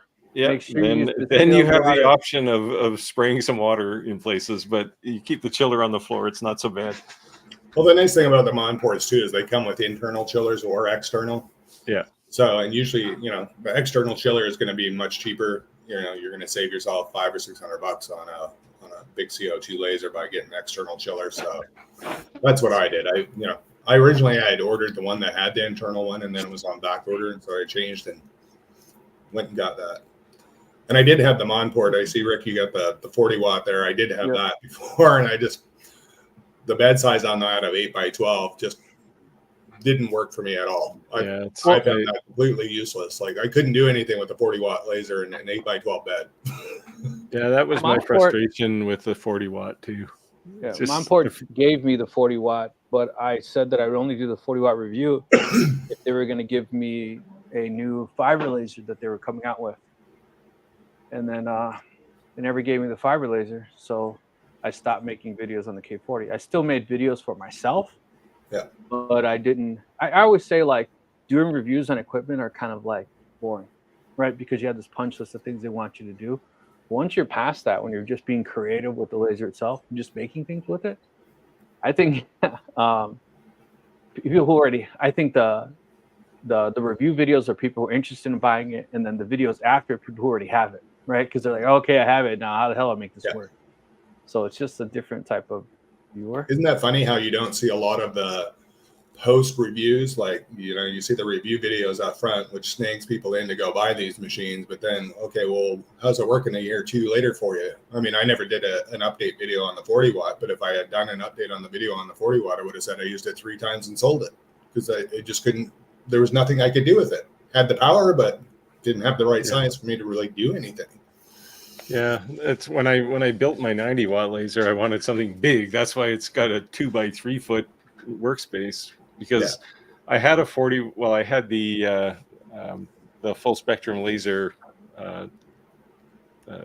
40 watt laser, and I like it. Like, it's a nice laser. I still have it, but I think it was the second job I had to do with it was bigger than the workspace. So I said, I got to do something else. And I hate turning down work because the tool is not right. Well, even, and I mean, the big lasers like what we have, you know, they have the pass-through, so you can do pretty much an infinite size of sign, but the amount of work that goes into setting up reference points to do a sign that's, you know, my 80 watt CO2 is 24 by 36, and I get a lot of people that come to me and say, hey, can you do like a 42-inch sign for me? And I'm like, the amount of work for me to set up pass-through to add those few extra inches is just not worth my time and effort, you know, unless you want to pay another. Yeah, the way I normally tell people to make those signs is I'll cut out the letters and we'll put them on a big flat sheet of plywood rather than trying to engrave. So Steven said that did Daniel shave his beard? What? Oh, now he has to come and visit. No, because our special guest today.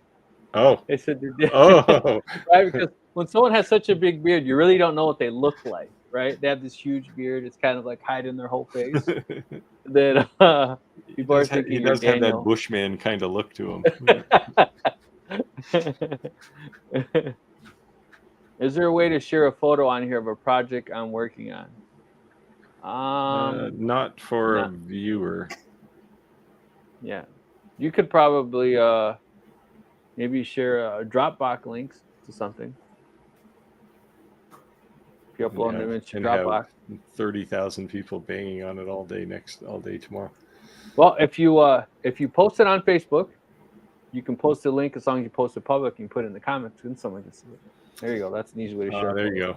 So yeah, you can't have all these toys and not play with them. So you're just gonna have to give up your day job. Well, that's what I did. My day job was bothering me, so I said, "That's it. I'm gonna quit, and I'm just gonna do my own thing full time." I'm retired and still don't have time to play with all my toys. Well, that's why Steve started the OnlyFans, but yeah, that's the thing that really pays the bills. We do not have a Discord. You know, people have asked me about that. I don't really know what I would do with that. Honestly, I hate Discord. It's such a terrible user interface. I don't know. It feels it's just a chat platform, really. Unless you're doing, the latest thing is like AI that you can do through Discord and. Yeah, but see, that's like the worst use of a chat tool. Yeah. I don't know. I don't think I would do it, to be honest with you. There you go. Not that long COVID is a fun thing, but yeah. My wife I think just COVID's got still over kicking COVID. our butt. Oh yeah, it's still around. My wife just had it first time. No, but I'm thinking even not just being sick. I'm saying our world has permanently changed. It's not back to the way it was before. It's permanently changed. I used to say I'd laugh at these people from China that you'd see them in Chicago and they'd have these masks on. They're like, why are they wearing everybody a mask? does that, yeah. And it's like, why are they wearing a mask? Now we're like, hey, they knew something we didn't know. They're already dealing with this long before us. I still see people here in Austin wearing masks and stuff. And my ex-wife, my daughter, and my son both just had COVID. All of them had COVID last week. Yeah, definitely sick from it too. They're like really sick from it. I'm a laser tractor pull plaques this year from our tractor club. Only 120 of them. Been a fun project. Very cool. Only 120? Yeah. That's well beyond my maximum output for any project. Well, I did 100 tiles this week, and I showed earlier, and it's all the same thing, all exactly the same image. Who I've been actively pursuing is Wazer. You guys know Wazer?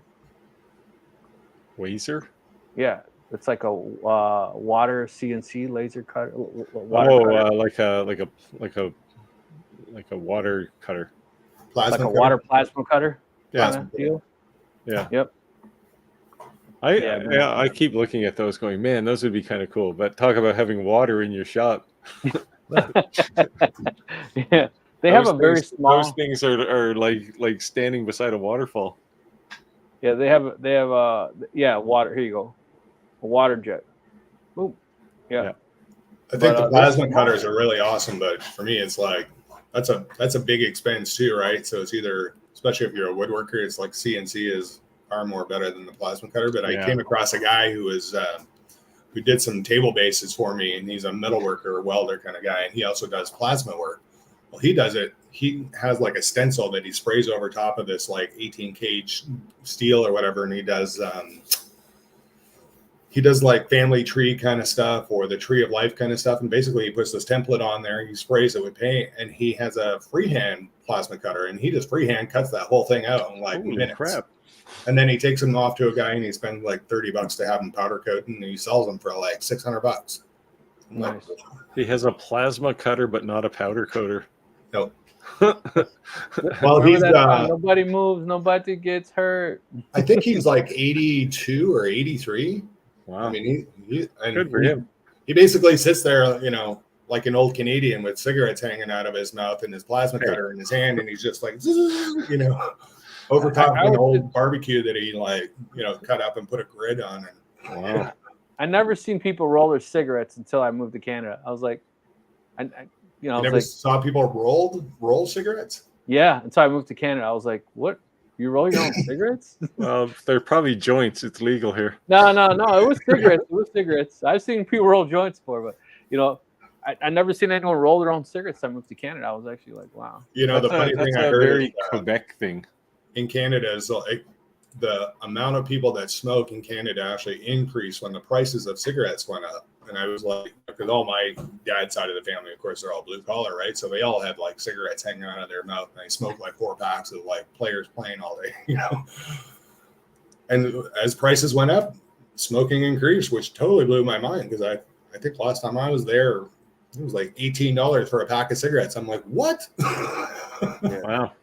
Steve, I have a longer B1. So I've never smoked a day in my life, so I'm kind of glad of that. Yeah, and the longer B1, if it doesn't hone to the exact place, is that happening on the X or the Y? Because it sounds like you may have a bad limit switch.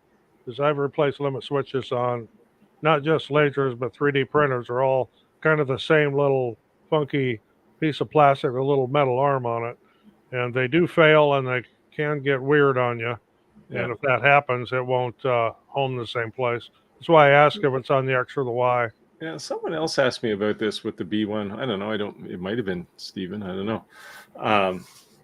A while back, and I went and tried mine, and it was perfect. So I couldn't understand it. I thought maybe it was just a loose belt or something, skipping a tooth, maybe. I don't know. I mean, that's pretty unlikely, but. In fact, I do have one of the 3D printers that's behind me. I need to replace the Z-axis limit on it because it doesn't home in the same place every time. I know it's a limit switch because I've been through this so many times. And you can buy 10 limit switches for a few bucks on Amazon. They're all pretty much the same. I was going to say get some contact cleaner, but it's probably a can of contact cleaner is probably about 5 times as much as the limit switches. So. Yeah, they're cheap. They're easy to swap, and the weights are definitely went up in price. I think like $5,000, and they even posted on their website that it went up because of COVID and supplies and what have you. Yeah, you're definitely in a real business if you're going to drop $18,000 on a tool. Yeah, that was my niche in, like, hey, let me help justify the increase in price, to see the value in it. But nothing yet, man. They gave me the cold shoulder. We'll see. So Roger, have you bought into the whole Bamboo Lab new printers? I have an X1 carbon, and eventually I'll be replacing a lot of these enders behind me with X1 carbons. It is such a huge difference between that and the enders or the tarantula or even the longer 3D printers. It's so much faster, so much easier to use. Yeah, they look pretty nice.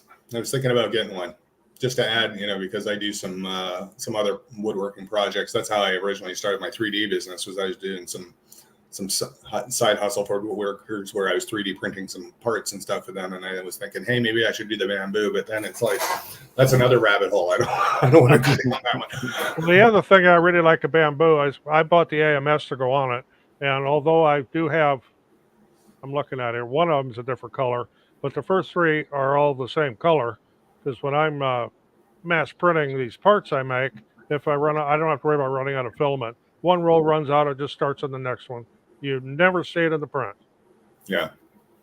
Yeah, didn't you just talk about that in the live recently? Someone was asking on your channel, Roger.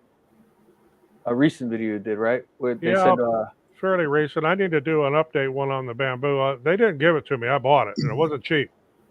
But it's paid for itself in how fast I can make parts on it. Yeah. So it says, I'm not sure which axis, but longer tech support agrees it doesn't precisely home always. So it looks like it's an intermittent problem. Well, I've never had that problem, but I've got a pre-release B1. Yeah, mine too is pre-release. So my laser engraving journey has pushed me towards learning more about electronics. Just purchased a JBL, charged $5 to tear down and rebuild speaker housing. Yeah. The lasers you're replacing boards. Talk about now, an engraving journey gets you to build speaker housings. That's quite the leap. Wow. Yeah. Sadly, I know much more about electronics than I ever wanted to know. That was half of my job.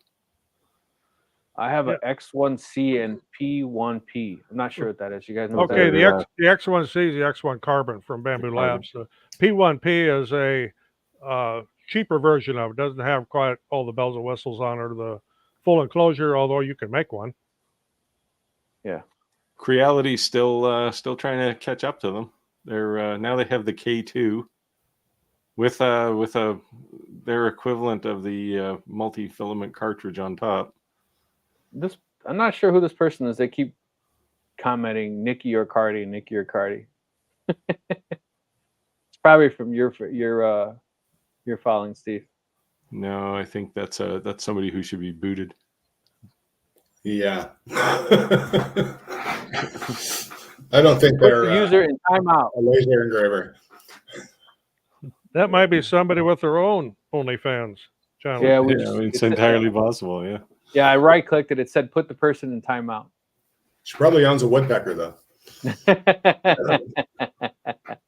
Other than that, I love my longer B1.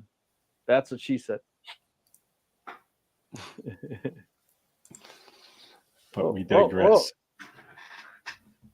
I bought a Solvo SV08. I'll be setting that up soon. Well, that's not a model I'm familiar with using. I don't know. Where are people digging these things up from? Wow. I've seen the Soval before. They're kind of very, I would say they're kind of in between the enders and the longers. I mean, they're kind of like you hadn't heard of the BQ B1 either, like what I have, Yeah. There's a bazillion of them out there. Look at this. So you said speaker box. Now he's doing a drone. I was very mad. I had the GoPro drone, the Karma, which was phenomenal because it uses Google Earth. So you could set it lat long and turn it off. It would literally not move, no matter the wind direction, whatever, do auto correction. And because it used the GoPro, the camera was really good. I loved it. Flight, good response, good battery life. My son asked me to take it out. I take it out. I turn it on. It says, do you want to do a firmware update? I'm like, no. And then I'm thinking, I'm flying with my kid. You know what? If there's something goofy, I should probably make sure. I did the firmware update, and guess what it did? It grounded the drone because they're no longer going to offer patches for Windows for Google Earth. Mm-hmm. So they don't want a legal liability to be able to fly. So they literally grounded it. So I don't know, $3,000 worth of all kinds of gear. Crash. Oh, so I've been thinking about getting a drone. I was looking at like the DJI ones, but I don't know. I can't commit. I don't really have an application. It's not like I need a drone to fly around my studio here I would say we have DJI mics, Insta360 cameras. Come on, man. Some of these guys, they got DJI cameras, They got if you live just outside Halifax, Steve, I mean, you could probably drive out to the coast with one of those things and like do an aerial of something. I only live 2 miles from the ocean. Yeah. Yes. So if DJI is listening, send me some stuff. Come on, DJI. We got your cameras. We got all your wireless equipment. In all the years I've done this stuff, I've never had any of those companies ever come to me and offer me anything for free. Everything I've gotten, I've bought with my own hard-earned money. So I've never had any. You're probably better off. So this is the mystery of YouTube, right? People say, "Oh, you get a free stuff." It's not free, first of all. No. But a lot of it is you just don't have room for it, right? Like I have a storage, a bunch in storage, and when someone comes along and says, "Hey, I have a worthy cause to donate one," here you go, right? You can get rid of them. A white man. The correct term is cracker. Hey, look, you want to go there? You were spamming our channel and you were writing Nikki or whatever that is. I can't even see it because I kicked you out. So and your profile picture was a black chick. So I don't know, man. You're something wild. We're just gonna bump you out. That's just how it works. So what are you guys' thoughts on kind of back to the point, Steve, where you get offered so much stuff that you have a warehouse or whatever, storage room. I've seen a few YouTubers that, like the Clack Shack, for example, the guy puts out a different video every single week, and every single week he's got a different machine. Do you think that loses trust in the audience when you have, people who are very popular, big channels like that, but yet every week they seem to have a different machine? So first, for starters, I'd like to say that we're friends with him. Yeah, so Dave's a good guy. I mean, he does a lot of the same things I do, right? And I mean, certainly he does it, and I do it too. You review things that you're not going to use necessarily in your shop, but that doesn't mean they're bad. It just means that I mean, in my case, I don't have room, right? I don't have room for another. Right. I keep a diode laser, which is. So I had the X-Tool S1 for a long time, and now just to run it, just to say, hey, I've used this for quite a while, and here's what I think after a while, because you mentioned that people don't do follow-ups. And now I have the WeCreate 40-watt Vision in there, and I'll keep that for a couple of months there, but I only have room for one diode laser, and it has a purpose, right? There's like, if I need to do some good engraving, I use that. But I just don't have facility for it all, right? That's the real problem. Like Monport wanted to send me, well, the laser you have, the 80-watt, and I said, like, don't send it to me. I don't have room. Like, I just can't store it anywhere. Yeah, I have several lasers, and each one pretty much has its own purpose.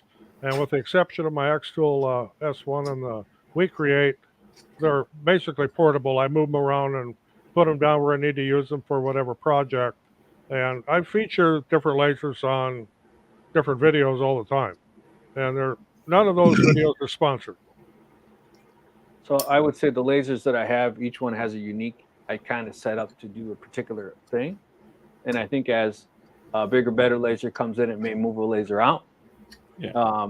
But Steve kind of, I made a comment at some point that said that I've been turning down a lot of laser reviews because I didn't want to do the lower end lasers. And Steve said, hey, Rick, you got to remember that our followers are also not always can afford the higher end lasers. So sometimes it's not that we're reviewing crap. Sometimes we're reviewing an entry level laser because that's the reality of what people can afford.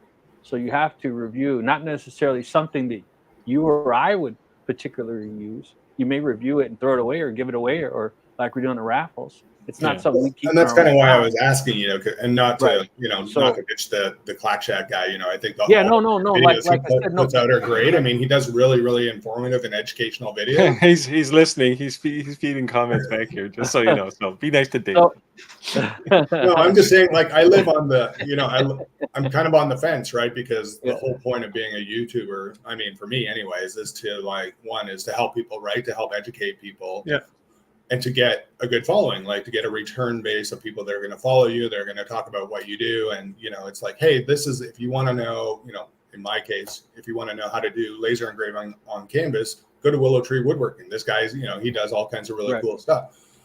Yeah, and that's I just see like on the fence where it kind of perpetuates all these folks going out and buying all these different machines, right? Thinking, okay, I watched this video this week, and this guy did a review on this machine, and then next week I see him doing another machine, and next week I see him doing another machine, and then you push the magic button on every one of them, and they all turn out perfect, right? It's like, we always said, and we try to not do that, and I know Clack doesn't do that either.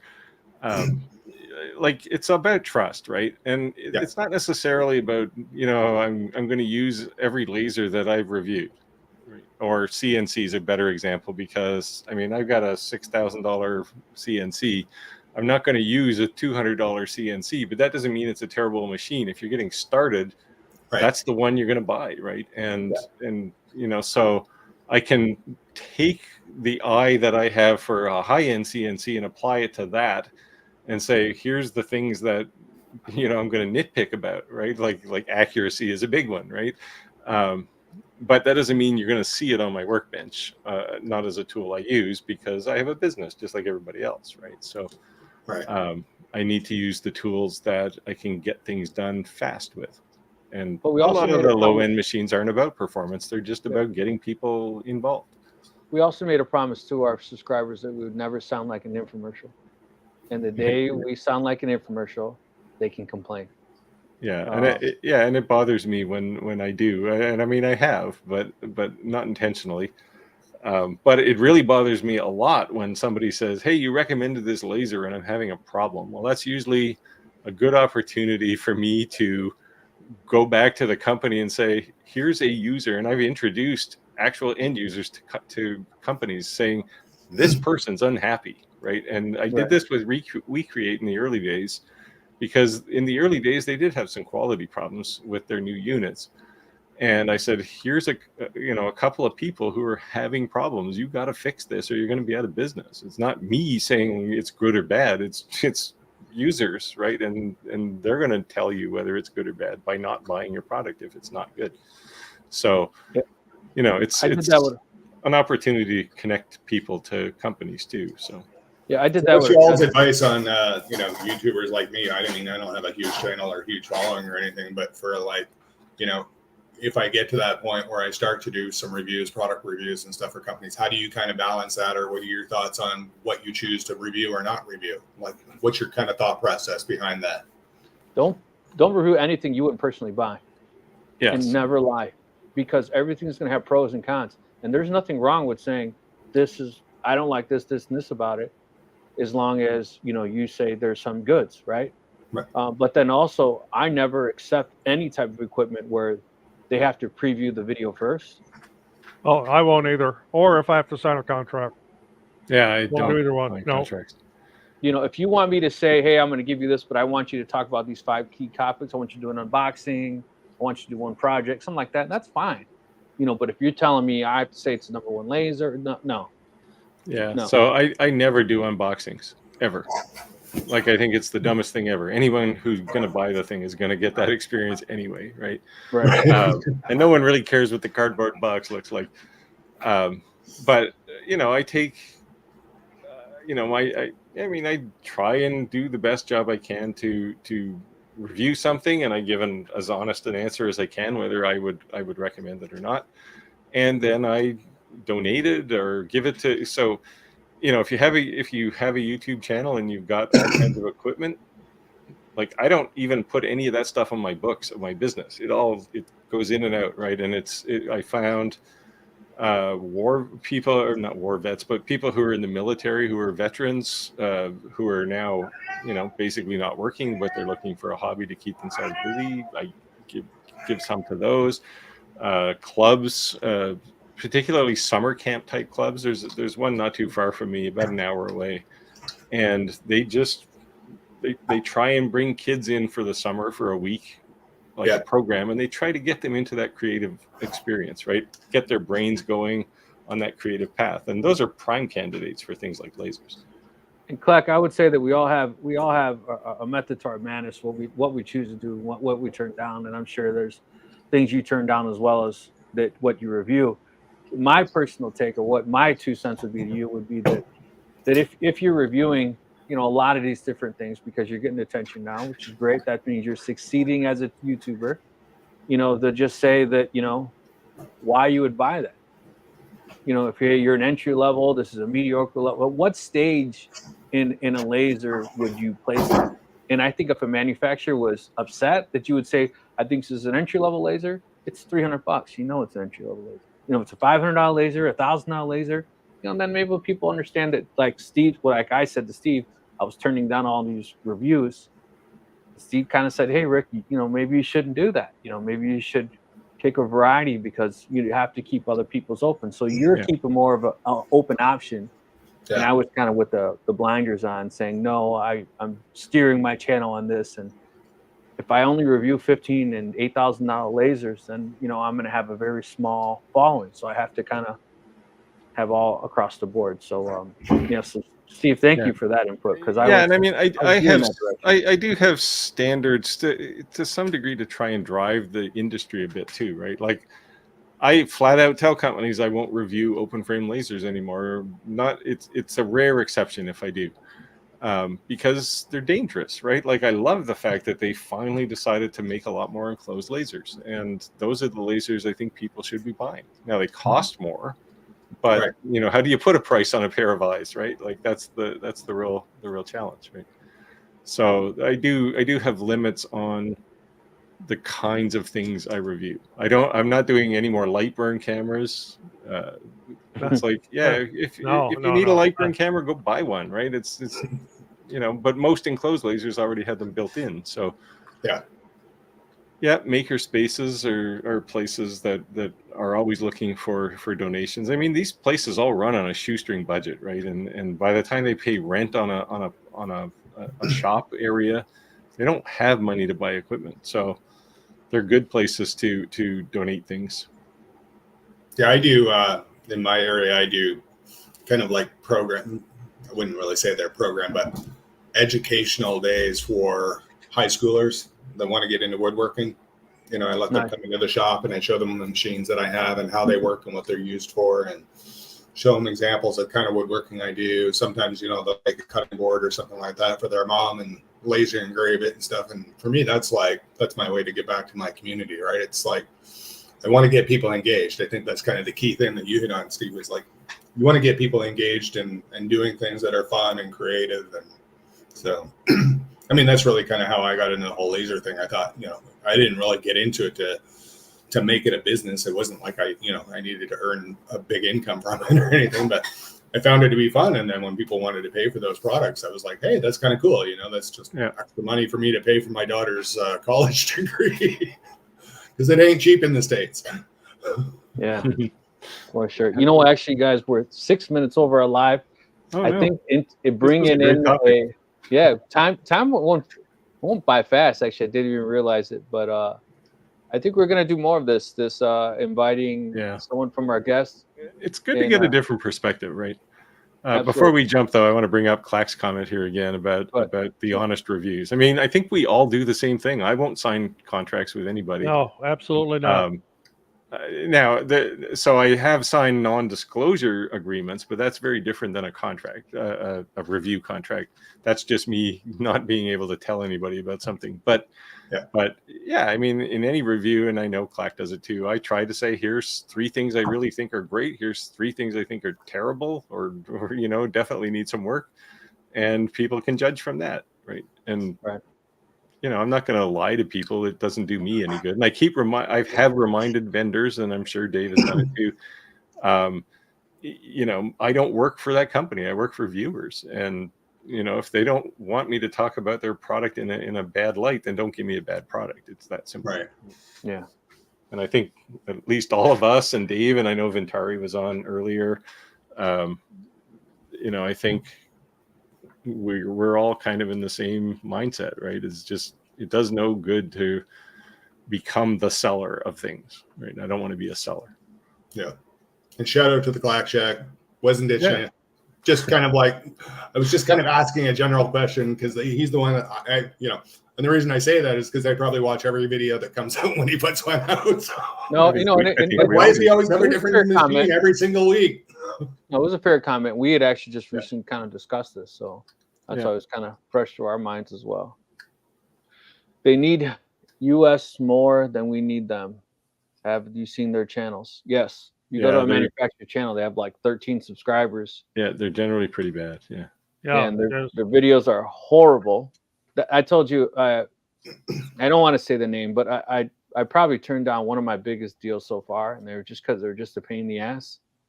And I'm looking at their channel, exactly what you said. Like, I'm looking at, like, dude, you know, I just hit 2.6 million views on Google, 3.2 million on TikTok, 3.1 on YouTube. You know what I mean? It would take you 10 years to do that. And I can do that for you in 6 months. Yeah. So, you know, just some of these manufacturers, people think we're making a killing doing all these reviews. Our time is not free, right? So even if the item is free to us, it's compensating our time. And the reality of it is that we're hoping to use that to make money to justify the time we put into it. Yeah. So yeah, and I mean, videos take time. I don't know how Clack does it, like how he makes videos so quick, but like, I mean, I spend probably 2.5 days making a video, and you know, but that's 2.5 days I'm not working in my own business, right? So that's a challenge. And hey Clack, we talked about this before. What do you think about joining us on our next live? Let me know. Not the next one. We have Curtis on our next one. Well, he could come, I guess, too. Yeah, let us know. Being a guest on our channel, that'd be pretty cool. So I'll shoot you an email. I have physical customers. What did it say? I have physical customers that pay my light bill. Yeah, absolutely. Yeah. So, and that's why I like this live, because the reality of it is that we all have jobs and in businesses outside of YouTube, and YouTube isn't really paying the bills, so to speak. It's a side hustle, and that things come up, and it's if I don't join a live, or Roger didn't join a live, or Steve didn't join a live, it's not read and dedicated to our subscribers. The whole idea is if we can't attend, there's a group that still present to the group and be available to it. So Yeah, just being kind a of YouTuber is like almost a full-time job in itself. I mean, I didn't realize until I started putting together some videos myself. Like, I mean, my first video I did on my phone, and I got tons of people that viewed it, but they all came back to me and said, dude, like, get a camera or something, because it was all like, you know, like this big kind of thing. And I'm trying to demo how to do a canvas or something. It's like, Yeah, I didn't realize how much work goes into it until I did one. And I'm like, man, you got to spend a ton of time editing. And it takes a long time. And I mean, I mean, if you just like, there's people who succeed really well with fairly raw kind of videos, and I don't know, I envy them, but you know, I like reasonably good production value, and I'm picky, so you know, but Clack seems to be able to do that without, you know, taking 2 days. Be honest, are you doing the video editing yourself? Maybe I'll sneak up there and take a video of the Clack and how he does it. And be honest. I should go down and visit him. Yeah, I want to know, are you actually doing the video editing yourself, or are you paying somebody? Because you do pump out a shit ton of content. Just be honest. Because I get emails from these people from like China and Philippines. Like, we'll do all the video editing for you for $12. And I'm like, I don't want to give you access to my channel. Oh, there's his advantage. He suffers from hyperactivity disorder. He needs to do stuff. See, I suffer from hyper laziness. That's the real problem. Daniel is still part of the crew. He's been he hasn't joined the last few, and keep in mind that he's in the he builds houses for a living. So we're coming to the end of that season. So maybe he's just humping ass to get as much money he can in his wallet before the season drops off. 110 hours a week between a day job and this. So yeah, there you go. Yeah. All right, guys. I think we're gonna have to get out of here, but I thank you for joining us on the live. It was a very good. I get drug tested monthly. That's because you're a police officer, right? He was a police officer. I thought he still was. I thought he was. I thought he was retired military and an ex-police officer. Retired police I think officer. the 731 woodworking guy, he's the one who is ex-cop or former cop. That's the Clack guy. I think Clack is too. Yeah, Clack is. I thought he was an ex-police officer, retired. He was like forensic investigations. No, there you go. 14 months, he says. Okay. Not that he's counting. Yeah, I don't know how he would do that. I mean, the amount of content that he puts out and still working a full-time day job and doing that. Bravo. All right, Clack. I'll shoot you a message, man. I'll shoot you an email. See if we can set up time. You guys join us. Yeah, you gotta come and join us. So you're on every single one of our lives, anyways, commenting. So you might as well just join us on screen. And then we'll get Ventari on after that. Yeah. All right. Thanks, guys. Thank you for joining us for our live. We had a good time. Appreciate everyone joining. And it was cool. This new thing with pulling someone in from the subscribers. I think we might do that every now and then. Yeah, that was Thanks, good. y'all. Thanks for letting me join. Yeah, great. Yeah. Yep. See y'all next week. See you next week. Ciao. God bless. Bye. Bye.